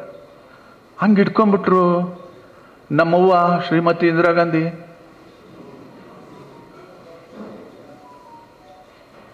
ಅದಕ್ಕೂ ಸಮಾಧಾನ ಆಗಲಿಲ್ಲ. ಡಿಸೆಂಬರ್ 18, 1975ರಲ್ಲಿ 42ನೇ ತಿದ್ದುಪಡಿ. 42ನೇ ತಿದ್ದುಪಡಿ ಎಂಥದ್ದು ಅಂದರೆ, ಸಂವಿಧಾನಕ್ಕೆ ಮಾಡಲಾದ ಯಾವುದೇ ತಿದ್ದುಪಡಿಯನ್ನು ಯಾರೂ ನ್ಯಾಯಾಲಯದಲ್ಲಿ ಪ್ರಶ್ನೆ ಮಾಡುವಂತಿಲ್ಲ. ಈ ತಿದ್ದುಪಡಿ 38, 39, 40, 41ರ ತಿದ್ದುಪಡಿ ಮಾಡಿರ್ತಕ್ಕಂಥದ್ದು ತಪ್ಪು ಅಂತ ಯಾರಾದರೂ ಕೇಸ್ ಹಾಕ್ಬಿಟ್ರೆ ಅದಕ್ಕೊಂದು ತಿದ್ದುಪಡಿ. ಏನು? ಸಂವಿಧಾನಕ್ಕೆ ಮಾಡಲಾದ ಯಾವುದೇ ತಿದ್ದುಪಡಿಯನ್ನು ಯಾರೂ ನ್ಯಾಯಾಲಯದಲ್ಲಿ ಪ್ರಶ್ನೆ ಮಾಡುವಂತಿಲ್ಲ.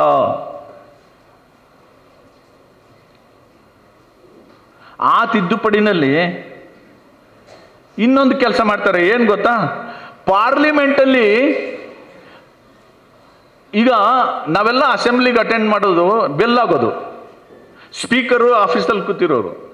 10% ಮೆಂಬರ್ಸು ಹಾಜರಾದರೆ ಸ್ಪೀಕರ್ ಬರೋರು. 10% ಮೆಂಬರ್ಸ್ ಅಂತಂದ್ರೆ 25 ಜನ MLAಗಳು ಬಂದು ಕೂತಿದಾರಾ ನೋಡ್ಕೊಳ್ಳೋರು. ಕೂತಿದ್ದಾರೆ ಅಂದರೆ ಆಗ ಸ್ಪೀಕರ್ ಬಂದು ಪ್ರೊಸೀಡಿಂಗ್ಸ್ ಶುರು ಮಾಡೋದು. That is the system. ಸನ್ಮಾನ್ಯ ಪ್ರಧಾನಮಂತ್ರಿ ನರೇಂದ್ರ ಮೋದಿ ಅವರು ಇಡೀ ಟೆಕ್ನಾಲಜಿನ ಗ್ರಾಮದಿಂದ ಪಾರ್ಲಿಮೆಂಟ್ವರೆಗೆ, ಡೆಲ್ಲಿವರೆಗೆ ತಗೊಂಡೋಗ್ಬೇಕು ಅಂತ ಆಸೆ ಪಡ್ತಾರೆ. ಆದರೆ ಎಲೆಕ್ಟ್ರಿಸಿಟಿ ಕೈ ಕೊಡ್ತಾ ಇದೆ, ಏನು ಮಾಡೋಣ? ಸರ್ ಹೋಗುತ್ತೆ, ಇನ್ನು ಸ್ವಲ್ಪ ದಿನ ಸುಮ್ಮನಿರಿ, ಇನ್ನು ಸ್ವಲ್ಪ ದಿನ 2030ಕ್ಕೆ ಈ ಪ್ರಾಬ್ಲಮ್ಮೇ ಇರಲ್ಲ, ಬರೆದಿಟ್ಕೊಳ್ಳಿ, ಹೇಳ್ತೀನಿ ನಾನು. ಅಲ್ಲಿವರೆಗೆ ಕಾಯಬೇಕು ನಾವು. ಕಾಯೋಣ. ಕಾಯ್ತೀರಾ? ಹಲೋ, ಕಾಯಬೇಕು. ತಾಳಿದವನು ಬಾಳಿದನು, ಸ್ವಲ್ಪ ತಾಳ್ಕೊಳ್ಳಿ. ಸೊ ಕೋರಂ ಬೇಕು ಪ್ರೊಸೀಡಿಂಗ್ಸ್ ಶುರು ಮಾಡೋದಕ್ಕೆ. ಪಾರ್ಲಿಮೆಂಟ್ ಅಥವಾ ಲೋಕಸಭೆಯಲ್ಲಿ ಕೋರಂ ಬೇಕು. ಆ ಕೋರಂ ಇರಬೇಕಾಗಿಲ್ಲ ಅಂತ ತೀರ್ಮಾನ ಮಾಡಿಬಿಡ್ತಾರೆ. 5 ಜನ MPಗಳು ಬಂದಿದ್ರೆ ಪ್ರೊಸೀಡಿಂಗ್ಸ್ ಶುರು ಮಾಡಿ ರೆಸಲ್ಯೂಷನ್ ಮಾಡ್ಬೋದು. Is it not the killing of democracy? ಪ್ರಜಾಪ್ರಭುತ್ವದ ಕೊಲೆ ಅಲ್ವೇನ್ರಿ ಇದು?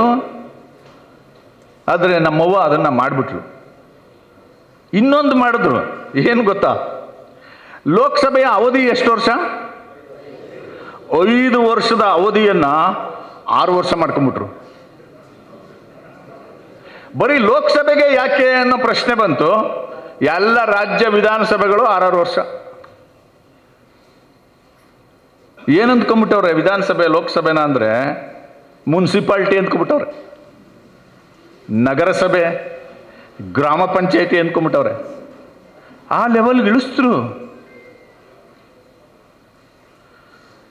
ಇಷ್ಟೆಲ್ಲ ಮಾಡಿ ತಾನು ತುರ್ತು ಪರಿಸ್ಥಿತಿಯನ್ನ ಘೋಷಣೆ ಮಾಡಿದ್ದನ್ನ ರಕ್ಷಣೆ ಮಾಡ್ಕೊಳ್ಳಿಕ್ಕೆ ಮಾಡಿದ್ರು. ಇದ್ರ ವಿರುದ್ಧ ಹೋರಾಟ ಮಾಡಿದ್ರಲ್ಲ, ಅವರೆಲ್ಲರನ್ನು ಒಡೆದು ಜೈಲ್ಗೆ ಹಾಕಿದ್ರು. ಎಷ್ಟು ಜನ ಜೈಲಲ್ಲಿ ಇದ್ರು ಗೊತ್ತಾ? 1,10,000 ಜನ. ಅದರಲ್ಲಿ ಮಾಧ್ಯಮದವರು ಎಷ್ಟು ಗೊತ್ತಾ? 253 ಜನ ಮಾಧ್ಯಮದವ್ರನ್ನ ಜೈಲ್ಗೆ ಹಾಕಿದ್ರು. ಬರಿತೀಯಾ? ಹಂಗೆ ಜೈಲ್ಗೆ ಹಾಕಿದ್ರು. ಈ ಜೈಲ್ಗೆ ಹಾಕಿದಾಗ ಈ ಪ್ರಕ್ರಿಯೆ ನಡೆಯುವಾಗ ಉನ್ನತ ಪೀಠದಲ್ಲಿ ಇತ್ತಲ್ಲ ಇದು, ಶ್ರೀಮತಿ ಇಂದಿರಾ ಗಾಂಧಿಯವರ ಆ ಸಿಂಧು ಆದೇಶ ಉನ್ನತ ಪೀಠದಲ್ಲಿತ್ತಲ್ಲ, ಆ ಪೀಠ ಸಿಟ್ಟಿಂಗ್ ಬಂತು. ಸಿಟ್ಟಿಂಗಲ್ಲಿ ಯಾರ್ಯಾರಿದ್ರು ಅಂದರೆ supreme court judges. April 28, 1926 supreme ಕೋರ್ಟಲ್ಲಿ ನ್ಯಾಯಮೂರ್ತಿ AN ರೇ, HM ಬೇಗ್, YV Chandrachud, PN Bhagavati, HR Khanna, ಈ 5 ಜನರ ಪೀಠ ವಿಚಾರಣೆಗೆ ಕೂತ್ಕೋತು. ವಿಚಾರಣೆಗೆ ಕೂತ್ಕೊಂಡಾಗ HR ಖನ್ನಾ ಅವರು ಅಟಾರ್ನಿ ಜನರಲ್ಗೆ ಒಂದು ಪ್ರಶ್ನೆ ಕೇಳ್ತಾರೆ. ಈ ಪ್ರಶ್ನೆ ನನಗೆ ನಿಮಗೆ ಸಂಬಂಧಪಟ್ಟಿದ್ದ ಪ್ರಶ್ನೆ. ಇದನ್ನು ಕೇಳ್ತಾರೆ. ಏನಂತ ಕೇಳ್ತಾರೆ? ತುರ್ತು ಪರಿಸ್ಥಿತಿ ಇರುವಾಗ ಯಾವುದಾದರೂ ನಾಗರಿಕ ಹೆಬಿಯಸ್ ಕಾರ್ಪಸ್ ಅರ್ಜಿ ಸಲ್ಲಿಸಬಹುದೇ? ಸಂವಿಧಾನದ ಅನುಚ್ಛೇದ 22. ಹೆಬಿಯಸ್ ಕಾರ್ಪಸ್ ಅರ್ಜಿ ಅಂತಂದ್ರೆ ನನ್ನನ್ನ ಅಕ್ರಮವಾಗಿ ಬಂಧಿಸಿದ್ದಾರೆ ಅಂತ ನೀನು ಅರ್ಜಿ ಹಾಕ್ಬೋದು ಕೋರ್ಟ್ಗೆ ನೇರವಾಗಿ. ಆ ಥರ ಅರ್ಜಿ ಹಾಕಬಹುದೇ ಅಂತ ಪ್ರಶ್ನೆ ಕೇಳಿದ್ಯಾರೋ HR ಖನ್ನಾ. ಅದಕ್ಕೆ ಅಟಾರ್ನಿ ಜನರಲ್ ನೀರನ್ ಡೇ ಹೇಳ್ತಾರೆ, ತುರ್ತು ಪರಿಸ್ಥಿತಿ ಜಾರಿಯಲ್ಲಿರುವಾಗ individual rights do not exist. ವೈಯಕ್ತಿಕ ಕಾನೂನು ಅಸ್ತಿತ್ವದಲ್ಲಿರಲ್ಲ. ಹೌದಾ? ಸಪೋಸ್ ಇನ್ನೊಂದು ಪ್ರಶ್ನೆ ಕೇಳ್ತಾರೆ. ಸಪೋಸ್ ಒಬ್ಬ ಪೊಲೀಸ್ ಕಾನ್ಸ್ಟೇಬಲ್ ಯಾರೋ ಒಬ್ಬ ನಾಗರಿಕನ ಮೇಲೆ ದ್ವೇಷದಿಂದ ಗುಂಡಾಕಿ ಸಾಯಿಸ್ಬಿಡ್ತಾನೆ. ಅದು ಜೀವಿಸುವ ಹಕ್ಕಿನ ಉಲ್ಲಂಘನೆ. ಅನುಚ್ಛೇದ 21. ಅದ್ರ ಪ್ರಕಾರ ಕೋರ್ಟಲ್ಲಿ ಅವ್ರ ಮನೆಯವರು ಕೇಸ್ ಹಾಕ್ಬೋದಾ ಅಂದ್ರೆ ಅಟಾರ್ನಿ ಜನರಲ್ ನೀರನ್ ಡೇ ಹೇಳ್ತಾರೆ, ಸಾರಿ ಮೈ ಲಾರ್ಡ್, ತುರ್ತು ಪರಿಸ್ಥಿತಿ ಜಾರಿಯಲ್ಲಿರುವಾಗ ಅದನ್ನೆಲ್ಲ ಪ್ರಶ್ನೆ ಮಾಡಂಗಿಲ್ಲ.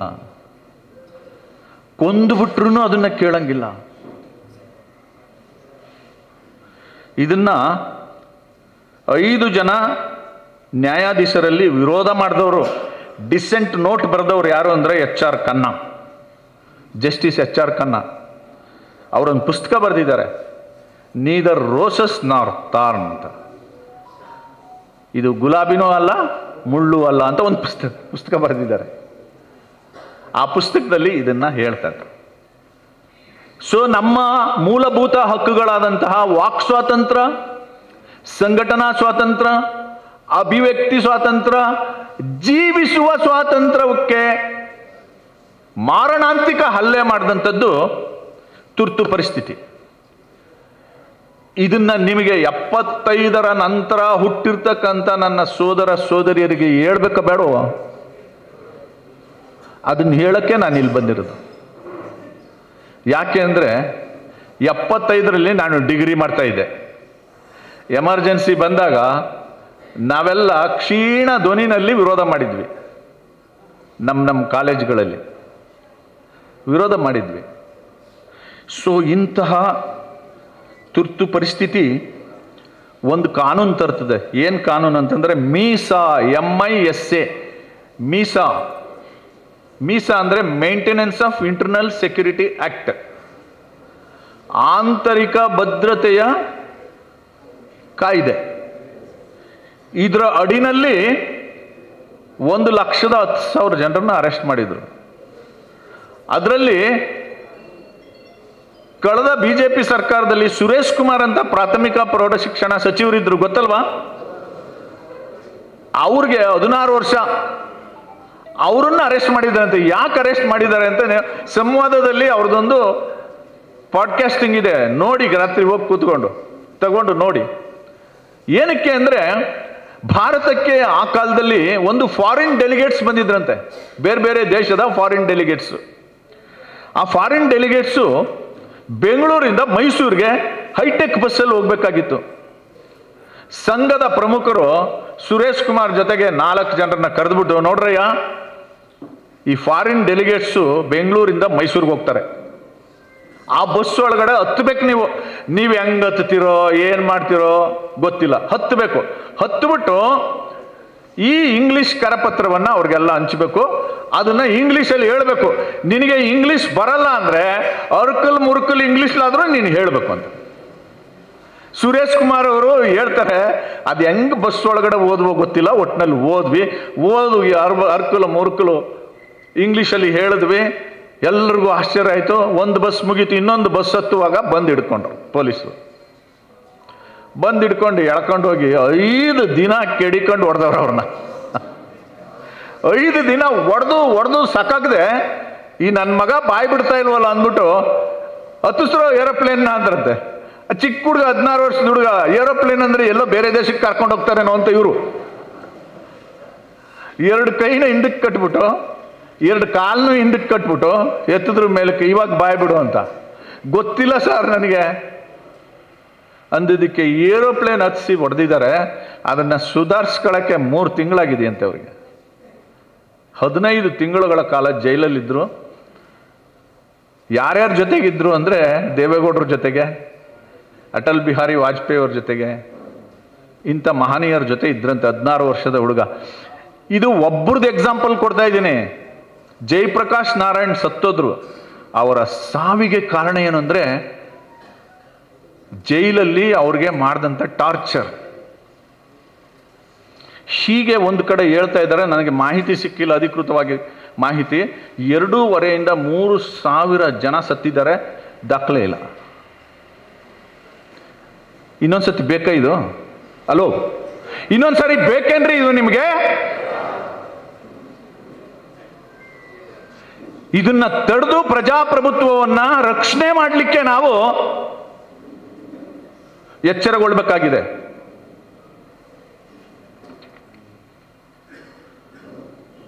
ಇದ್ರ ಜೊತೆಗೆ ಮತ್ತೊಂದು ತುರ್ತು ಪರಿಸ್ಥಿತಿಯ ಅತಿರೇಕ ಏನು ಅಂತಂದ್ರೆ, ಸಂಜಯ್ ಗಾಂಧಿ ಅವರದೊಂದು ಪ್ರೋಗ್ರಾಮ್, ಫ್ಯಾಮಿಲಿ ಪ್ಲಾನಿಂಗ್ ಪ್ರೋಗ್ರಾಮ್. ನಮ್ಮ ದೇಶದ ಅಭಿವೃದ್ಧಿಗೆ ಜನಸಂಖ್ಯೆ ಹೆಚ್ಚಾಗ್ತಾ ಇರೋದೇ ಕಾರಣ. ಜನಸಂಖ್ಯೆಯನ್ನು ನಿಯಂತ್ರಣ ಮಾಡಬೇಕು ಅಂತ. ಇವನೇನು ಮೆಡಿಕಲ್ ಸ್ಟೂಡೆಂಟು ಅಲ್ಲ, ಇವನೇನು ಅರ್ಥಶಾಸ್ತ್ರಜ್ಞನೂ ಅಲ್ಲ. ಅದು ಇವನ್ ತಲೆ ಒಳಗಡೆ ಒಳೆದಿದೆ ನೋಡಿ. ಬರೀ ಗ್ರಾಮಾಂತರ ಪ್ರದೇಶದ ಗಂಡಸರಿಗೆ 50 ರೂಪಾಯಿ ಕೊಟ್ಬಿಟ್ಟು ನರ ಕಟ್ ಮಾಡ್ಬಿಟ್ಟವ್ರೆ.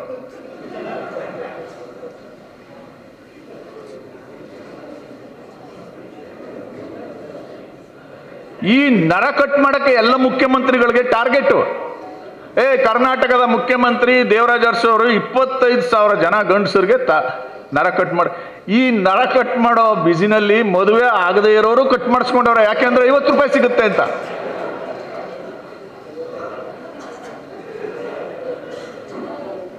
ದೆಹಲಿನಲ್ಲಿ ಒಂದು ಸ್ಲಮ್ ಇತ್ತಂತೆ. ಸ್ಲಮ್ಮನ್ನು ಕ್ಲಿಯರ್ ಮಾಡಿಸಿ ಆ ಸ್ಲಮ್ಮಲ್ಲಿ ಇದ್ದವರು ಮುಸ್ಲಿಂ ಬಂಧುಗಳು ಎಲ್ಲ ಮುಸ್ಲಿಂ ಗಂಡಸರಿಗೆ ನರ ಕಟ್ ಮಾಡವ್ರೆ.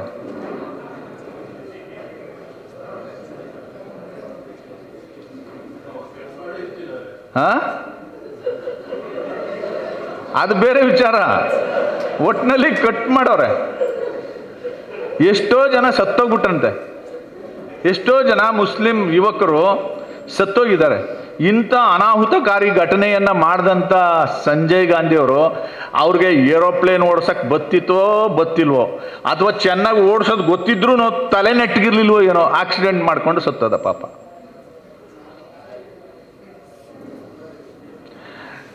ನೀವು ಬೇವು ಬಿತ್ತಿದ್ರೆ ಮಾವಿನ ಮರ ಬರ್ತದ? ಬೇವಿನ ಮರನೇ ಬರೋದು. ನೀವು ಬೇವು ಬಿತ್ಬಿಟ್ಟು ಎಲ್ಲಿ ಮಾವಿನ ಹಣ್ಣು ಹುಟ್ಟಲಿಲ್ಲ ಅಂದರೆ ಹುಟ್ಟಲ್ಲ. ಇಂಥ ಅನಾಹುತವನ್ನು 1975 ತುರ್ತು ಪರಿಸ್ಥಿತಿ ಕಾಲದಲ್ಲಿ ಮಾಡಿದ್ದಾರೆ. ಭಾರತ್ ಮಾತಾ ಕಿ ಜೈ ಅಂದವ್ರನ್ನ ಅರೆಸ್ಟ್ ಮಾಡೋದು.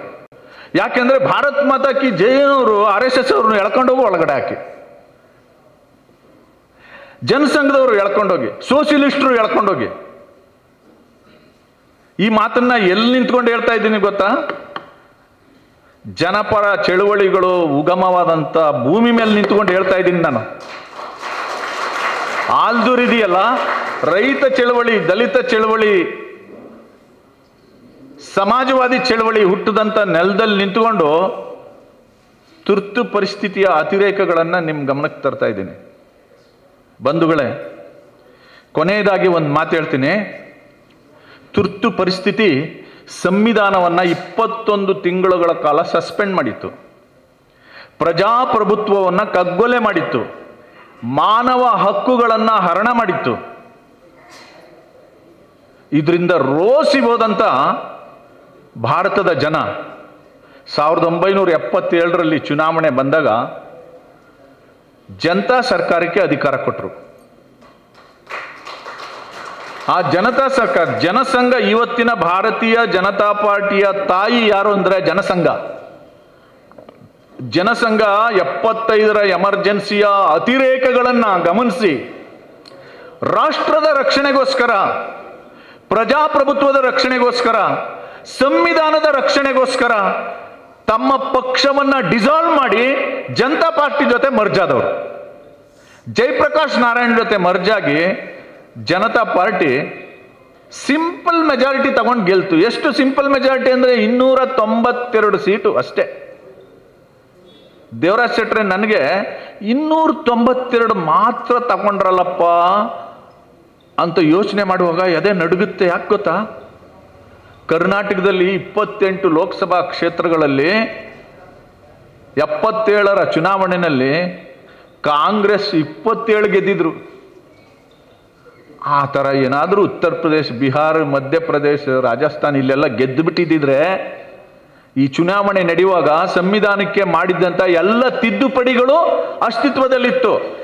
ಕಾಂಗ್ರೆಸ್ ಏನಾದರೂ ಮೆಜಾರಿಟಿ ತಗೊಂಡ್ಬಿಟ್ಟಿದ್ರೆ, ಸಿಂಪಲ್ ಮೆಜಾರಿಟಿ ತಗೊಂಡ್ಬಿಟ್ಟಿದ್ರೆ, India would have become another Pakistan. ಬರೆದಿಟ್ಕೊಳ್ಳಿ.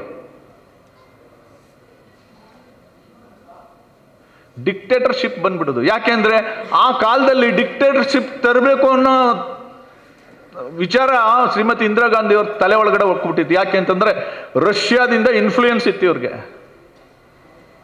Shrimati Indira Gandhi ಬ್ರೆಜ್ನೋ Tashkent ಒಪ್ಪಂದದಲ್ಲಿ ಲಾಲ್ ಬಹದ್ದೂರ್ ಶಾಸ್ತ್ರಿ ಅವರು ಸತ್ತೋದ್ರು. ಇನ್ನೂ ಗೊತ್ತಿಲ್ಲ ಯಾಕೆ ಸತ್ರು ಅಂತ. ರಷ್ಯಾದ ಕಮ್ಯುನಿಸ್ಟ್ ಆಡಳಿತದಿಂದ ಪ್ರಭಾವಕ್ಕೊಳಗಾಗಿದ್ದಂಥ ಶ್ರೀಮತಿ ಇಂದಿರಾ ಗಾಂಧಿ ಅವರು ಏನಾದರೂ ಸಿಂಪಲ್ ಮೆಜಾರಿಟಿ ತಗೊಂಡ್ಬಿಟ್ಟಿದ್ರು ಸರ್ವಾಧಿಕಾರ ಬಂದ್ಬಿಡೋದು. ಆದರೆ ಭಾರತದ ಮಹಾಜನತೆ ಎಂಥ ದೊಡ್ಡ ಜನ ಅಂದರೆ, ಕೊನೇ ಗಳಿಗೆಯಲ್ಲಿ ದೇವರು ಪ್ರಸಾದ ಕೊಡ್ತಾನಲ್ಲ, ಹಂಗೆ ಕಾಂಗ್ರೆಸ್ನ ಧೂಳಿಪಟ ಮಾಡಿದ್ರು. ಶ್ರೀಮತಿ ಇಂದಿರಾ ಗಾಂಧಿ ಅವರು ಸೋತರು, ಅರೆಸ್ಟ್ ಆಗಿ ಜೈಲಲ್ಲಿದ್ದರು. ಅನ್ಫಾರ್ಚುನೇಟ್ಲಿ ಅವ್ರು ಗೆದ್ದಿದ್ದು ಎಲ್ಲಿ ಅಂದರೆ ಚಿಕ್ಕಮಗಳೂರಲ್ಲಿ.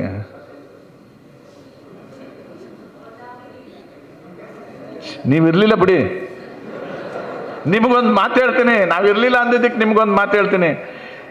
77ರ ಚುನಾವಣೆಯಲ್ಲಿ ನನಗೆ ಮೊದಲ ಮತದಾನದ ಹಕ್ಕು ಸಿಕ್ತು. ಮತದಾರರ ಪಟ್ಟಿನಲ್ಲಿ ನನ್ನ ಹೆಸರು ಸೇರ್ಪಡೆ ಆಯಿತು. ನಮ್ಮೂರಲ್ಲಿ 430 450 ಓಟು. 400 ಓಟ್ ಹಾಕಿದ್ರು ನಮ್ಮೂರವರೆಲ್ಲ. 399 ಓಟು ಕಾಂಗ್ರೆಸ್ಗೆ, ಒಂದೇ ಒಂದು ಓಟು ಜನತಾ ಪಕ್ಷಕ್ಕೆ, ಅದು ನಂದು.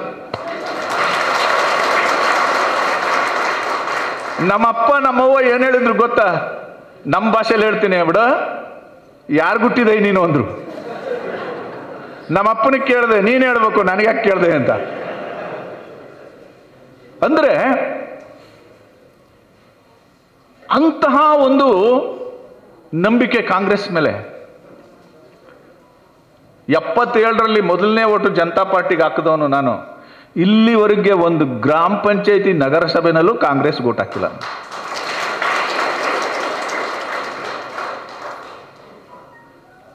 ನಾವು ಹುಟ್ಟಿರ್ಲಿಲ್ಲ ಅಂದ್ರಲ್ಲ, ಅದಕ್ಕೆ ಈ ಪ್ರಸ್ತಾಪ ಮಾಡಿದೆ ನಾವು. ನೀವು ತೀರ್ಮಾನ ಮಾಡ್ಕೊಳ್ಳಿ ಯಾರಿಗಾಗ್ತಾರೆ. ಬಿಜೆಪಿನಲ್ಲಿ ಅವಾಗಿಂದ ಹೋರಾಟ ಮಾಡ್ತಾ ಇದ್ದೀನಿ, ನನಗೆ ಟಿಕೆಟೇ ಕೊಡಲ್ಲ, ಹಂಗಾಗಿ ನಾನು ಕಾಂಗ್ರೆಸ್ಗೆ ಹೋಗ್ತೀನಿ ಅಂದ್ರೆ ನೀವೆಲ್ಲ ಹೊಂಟೋಗಿ, ನಾನು ಮಾತ್ರ ಬರಲ್ಲ. ಹಲೋ, ಅರ್ಥ ಆಯ್ತಾ? ಚಿಕ್ಕಮಂಗ್ಳೂರಲ್ಲಿ ಏನೇನು ಅವತಾರಗಳು ನಡೀತಾ ಇದೆ ಗೊತ್ತಿಲ್ವಾ ನನಗೆ? So be careful. ಪ್ರಜಾಪ್ರಭುತ್ವದ ಉಳಿಗೋಸ್ಕರ ಬಿ ಕೇರ್ಫುಲ್. ಸೊ ಇಂಥ ಅನಾಹುತಕಾರಿ ಘಟನೆಗಳು ನಡೀತು. ಪ್ರಜಾಪ್ರಭುತ್ವದ ರಕ್ಷಕರು ನಾವು ಅಂತ ಮಾತಾಡ್ತಾರೆ ಕಾಂಗ್ರೆಸ್ ಬಂಧುಗಳು, ಸ್ನೇಹಿತರು. ಅವ್ರಿಗೆ ನನ್ನ ಮಾತೇನು ಅಂದರೆ, ಕಾಂಗ್ರೆಸ್ ಆಡಳಿತದಲ್ಲಿ ನೆಹರು ಇಂದ ಹಿಡಿದು ಮನಮೋಹನ್ ಸಿಂಗ್ ಅವರಿಗೆ ಕಾಂಗ್ರೆಸ್ ಆಡಳಿತದಲ್ಲಿ 90 ಸರ್ಕಾರಗಳಲ್ಲಿ ರಾಷ್ಟ್ರಪತಿ ಆಳ್ವಿಕೆಯನ್ನು ಹೇರಿದ್ದಾರೆ. 11 ವರ್ಷದಿಂದ ರಾಜ್ಯಭಾರ ಮಾಡ್ತಾ ಇದ್ದಾರೆ ನರೇಂದ್ರ ಮೋದಿ ಅವರು. ರಾಷ್ಟ್ರಪತಿ ಆಳ್ವಿಕೆ ಹೇರಿದಾರ? ಸಂವಿಧಾನದಲ್ಲಿ ಮೆಡಿಕಲ್ ಎಮರ್ಜೆನ್ಸಿ ಘೋಷಣೆ ಮಾಡಲಿಕ್ಕೆ ಅವಕಾಶ ಇದೆ. ಇಡೀ ದೇಶ ಕರೋನಾ ಕೋವಿಡ್-19 ಬಾಹುಗಳಿಗೆ ಸಿಕ್ಕಾಕೊಂಡಿದ್ದಾಗಲೂ ನರೇಂದ್ರ ಮೋದಿ ಅವರು ವಿಜ್ಞಾನ ಮತ್ತು ಪ್ರೀತಿ ನಂಬಿಕೆ ಮೇಲೆ ಕೆಲಸ ಮಾಡಿದ್ರೆ ಹೊರತು ಎಮರ್ಜೆನ್ಸಿ ಡಿಕ್ಲೇರ್ ಮಾಡಲಿಲ್ಲ. ಯಾಕೆ ಅಂದರೆ ಒಂದು ಸತಿ ಅನುಭವಿಸಿದ್ದಾರೆ ಎಮರ್ಜೆನ್ಸಿ ಡಿಕ್ಲೇರ್ ಆಗಿ, ಅಂಥ ಸ್ಥಿತಿ ಮತ್ತೆ ಬರಬಾರ್ದು ಅಂತ. ಸೊ ಬಂಧುಗಳೇ, ಕೊನೆಯದಾಗಿ ಜುಲೈ 23, 1985ರಲ್ಲಿ ಶ್ರೀಮತಿ ಇಂದಿರಾ ಗಾಂಧಿ ಅವರ ಮಗ ರಾಜೀವ್ ಗಾಂಧಿ ಅವ್ರದ್ದು ಒಂದು ಮಾತಿದೆ, ಪಾರ್ಲಿಮೆಂಟಲ್ಲಿ ಮಾತಾಡಿರೋ ಮಾತು ಬರ್ಕೊಂಡು ಬಂದಿದ್ದೀನಿ, ಓದ್ಬಿಡ್ತೀನಿ, ಕೇಳ್ಕೊಳ್ಳಿ. 85ರಲ್ಲಿ 84ರಲ್ಲಿ ಶ್ರೀಮತಿ ಇಂದಿರಾ ಗಾಂಧಿ ಅವ್ರನ್ನ ದುರಾದೃಷ್ಟವಶಾತ್ ಸಿಕ್ಕರು ಸಾಯಿಸ್ಬಿಟ್ರು. ಯಾರೋ 4 ಜನ ಅವರ ಸೆಕ್ಯೂರಿಟಿಯವರು ಸಾಯಿಸ್ಬಿಟ್ರು. ರಾಜೀವ್ ಗಾಂಧಿ ಡಣ್ ಅಂತ ಪ್ರಧಾನಮಂತ್ರಿ ಆಗ್ಬಿಟ್ರು. ಪಾರ್ಲಿಮೆಂಟಲ್ಲಿ ಭಾಷಣ ಮಾಡ್ತಾರೆ ಶೆಟ್ರೆ, ಇಂಗ್ಲೀಷಲ್ಲಿದೆ ಹೇಳ್ತೀನಿ. If any prime minister of this country who feels that ಏನ್ ಎಮರ್ಜೆನ್ಸಿ. ಸಿದ್ದರಾಮಯ್ಯನವ್ರದ್ದು ಒಂದು ಕತೆ ಈಗ ನೋಡ್ತಾ ಇದ್ದೆ ಟಿವಿನಲ್ಲಿ. ಏನು ಟಿವಿನಲ್ಲಿ ನೋಡ್ತಾ ಇದ್ದೆ ಅಂದರೆ, ಮೈಸೂರಲ್ಲಿ ಕಾವೇರಿಗೆ ಬಾಗಿನ ಅರ್ಪಿಸ್ತಾ ಡಿ.ಕೆ. ಶಿವಕುಮಾರ್ ಅವ್ರ ಕೈನ ಹಿಡ್ಕೊಂಡು ಸಿದ್ದರಾಮಯ್ಯನ ಮುಖ ಈ ಕಡೆಗಿದೆ, ಡಿ.ಕೆ. ಶಿವಕುಮಾರ್ ಮುಖ ಈ ಕಡೆಗಿದೆ. ನಾವಿಬ್ರು ಒಂದಾಗಿದ್ದೀವ್ರಿ ಅಂದ್ಬಿಟ್ಟು ಡಿ.ಕೆ. ಶಿವಕುಮಾರ್ ಈ ಕಡೆ ನೋಡ್ತಾನೆ, ಸಿದ್ದರಾಮಯ್ಯ ಆ ಕಡೆ ನೋಡ್ತಾನೆ. ಪತ್ರಿಕೆಯವ್ರ ಮುಂದೆ ಏನು ಹೇಳ್ತಾರೆ ಗೊತ್ತಾ? ನಮ್ಮ ಸರ್ಕಾರ ಬಂಡೆಯಷ್ಟೇ ಗಟ್ಟಿಯಾಗಿದೆ ಅಂತ. ಸಿದ್ದರಾಮಯ್ಯನವರು ಹಂಗಲ್ಲ ಹೇಳ್ಬೇಕಾಗಿದ್ದು. ನವೆಂಬರ್ ಡಿಸೆಂಬರಿಂದ ಆಚೆಗೆ ಅವ್ರ ಬಗ್ಗೆ ಯಾಕೆ ಮಾತಾಡ್ತೀರಿ ಬಿಡಿ, ದೊಡ್ಡ ಮನುಷ್ಯರವರು. ಬಿಜೆಪಿಯವರು ಬರೀ ಸುಳ್ಳನ್ನೇ ಹೇಳ್ತಾರಂತ. ಅಮ್ಮ ನಮ್ಮ ಅಪ್ಪನೇ, ಆಹಾ. ಆಮೇಲೆ ನಾವೆಲ್ಲ ನಂಬ್ತೀವಿ, ಹೌದಾ ನಾನೇನು ಸುಳ್ಳುಗಳು ಹೇಳ್ತಾ ಇದ್ದೀನಿ ಅಂತ ನಮಗೆ ಗಿಲ್ಟು. ಸುಳ್ಳು ಹೇಳೋದ್ರಲ್ಲಿ ನಿಸ್ಸೀಮರು ಅಂತಂದ್ರೆ ಕಾಂಗ್ರೆಸ್ನವರು. ನಿಮ್ಮೂರು ಪಂಚಾಯತಿ ಎಲೆಕ್ಷನ್ ನಡೀತಲ್ಲ, ಅವಾಗ ಗಮನಿಸಿ, ಗೊತ್ತಾಗುತ್ತೆ. ಗಮನಿಸಿ ಎಂತ ಅವತಾರ ಆಡ್ತಾರೆ ಸರ್ ಅವರು. ಅಯ್ಯಪ್ಪ, ಒಂದು ಕಾಲದಲ್ಲಿ ಓಟ್ ಹಾಕಕ್ಕೆ ಬಿಡ್ತಿರ್ಲಿಲ್ಲ. ನೀನು ಹೋಗಮ್ಮ ಕಳೆ ಕೀಳು ಹೋಗು, ನಾವು ಹಾಕೋತೀವಿ ಅಂತ ರಿಗ್ಗಿಂಗ್ ಮಾಡ್ತಾ ಇದ್ದವ್ರು ಅವರು. ನಮಗೆ ಕತೆ ಹೇಳ್ತಾರೆ. ರಾಜೀವ್ ಗಾಂಧಿ ಅವರ ಮಾತನ್ನು ಹೇಳಿ ನನ್ನ ಮಾತು ಮುಗಿಸ್ತೀನಿ. ರಾಜೀವ್ ಗಾಂಧಿ ಏನು ಹೇಳ್ತಾರೆ ಪಾರ್ಲಿಮೆಂಟ್ ಒಳಗಡೆ? If any prime minister of this country who feels that N emergency is necessary in these circumstances, ಈ ಸಂದರ್ಭದಲ್ಲಿ ಅವರಮ್ಮ ಎಮರ್ಜೆನ್ಸಿ ತಂದ್ರಲ್ಲ, ಆ ಸಂದರ್ಭ ಯುದ್ಧ ನಡೆದಿತ್ತಾ? ಇಲ್ಲ. ಆಂತರಿಕ ಕ್ಷೋಭೆ ಇತ್ತಾ? ಇಲ್ಲ. ದೇಶ ಆರ್ಥಿಕವಾಗಿ ದಿವಾಳಿ ಆಗಿತ್ತಾ? ಇಲ್ಲ. ಹಾಗಾದ್ರೆ ಎಂಥ ಸಂದರ್ಭ? ಅವ್ರ ಅಮ್ಮನ ಸೀಟು ಸುಪ್ರೀಂ ಹೈಕೋರ್ಟ್ ರದ್ದು ಮಾಡಿತ್ತು, ಅದು ಸಂದರ್ಭ. ಪ್ರೈಮ್ ಮಿನಿಸ್ಟರ್ಶಿಪ್ ಕೈ ಬಿಟ್ಟು ಹೋಗ್ತಿತ್ತು, ಅದು ಸಂದರ್ಭ. ಕೊನೆಗೆ 6 ವರ್ಷ ಚುನಾವಣೆಗೆ ನಿಲ್ಲಂಗಿಲ್ಲ, ಅದು ಸಂದರ್ಭ. ಅಂತಹ ಸಂದರ್ಭದಲ್ಲಿ and does not apply emergency he is not fit to be the prime minister of this country.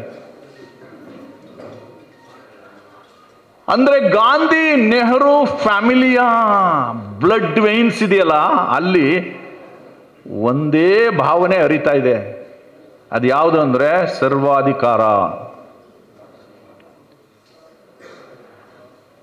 ಈ ಸರ್ವಾಧಿಕಾರದ ರಕ್ತ ರಾಹುಲ್ ಗಾಂಧಿ ಒಳಗಡೆ ಇಲ್ಲ ಅಂತಂದ್ರೆ ನಂಬ್ತೀರಾ ನೀವು? ಅದು ಎದ್ದೇಳಬಾರ್ದು ಅಂತಂದ್ರೆ ಪ್ರಜಾಪ್ರಭುತ್ವವನ್ನು ರಕ್ಷಣೆ ಮಾಡಬೇಕು. ಪ್ರಜಾಪ್ರಭುತ್ವ ರಕ್ಷಣೆ ಮಾಡಬೇಕು ಅಂದ್ರೆ ಸಂವಿಧಾನ ರಕ್ಷಣೆ ಮಾಡಬೇಕು. ಅದ್ರ ಮೂಲಕ ಪ್ರಜೆಗಳ ಮೂಲಭೂತ ಹಕ್ಕುಗಳನ್ನು ರಕ್ಷಣೆ ಮಾಡಬೇಕು. ಆ ದಿಕ್ಕಿನಲ್ಲಿ ನಾವೆಲ್ಲ ಕಾರ್ಯಪ್ರವೃತ್ತ ಆಗೋಣ. ಇದು ಮಹಾನ್ ದೇಶ ಭಾರತ, ಇಡೀ ಜಗತ್ತಿಗೆ ಬೆಳಕನ್ನು ಕೊಟ್ಟಂಥ ಭಾರತ. ಈ ಭಾರತನೇ ಪ್ರಜಾಪ್ರಭುತ್ವದ ತಾಯಿ. India is the mother of democracy. ಇಂತಹ ತಾಯಿ ಬೇರುಗಳು ಅಲುಗಾಡದೆ ಇದ್ದಂಗೆ ನೋಡ್ಕೋಬೇಕು ಅಂದ್ರೆ ಹಿಂದೆ ಏನೇನು ಅನಾಹುತ ನಡೆದಿದೆ ಅನ್ನೋದರ ಜಾಗೃತಿ ಇರಬೇಕು. ಜಾಗೃತರಾಗೋಣವಾ? ಹಲೋ, ಜಾಗೃತರಾಗೋಣ. ಭಾರತ್ ಮಾತಾ ಕಿ ಬೋಲೋ, ಭಾರತ್ ಮಾತಾ ಕಿ ಬೋಲೋ, ಬಾಬಾ ಸಾಹೇಬ್ ಅಂಬೇಡ್ಕರ್ ಕಿ ಬೋಲೋ, ಬಾಬಾ ಸಾಹೇಬ್ ಅಂಬೇಡ್ಕರ್ ಕಿ. ನಮಸ್ಕಾರ. Most who fall short in NEET miss by two things: not enough practice, not enough clarity. But those who return don't repeat the same mistakes. They train harder, think deeper, practice relentlessly. This isn't a second attempt, it's a second chance. And this time it's different. Join St. Mary's NEET long-term program. Because you were never meant to give up. ಇದು public impact, ಜನಶಕ್ತಿಯೇ ನಿರ್ಣಾಯಕ.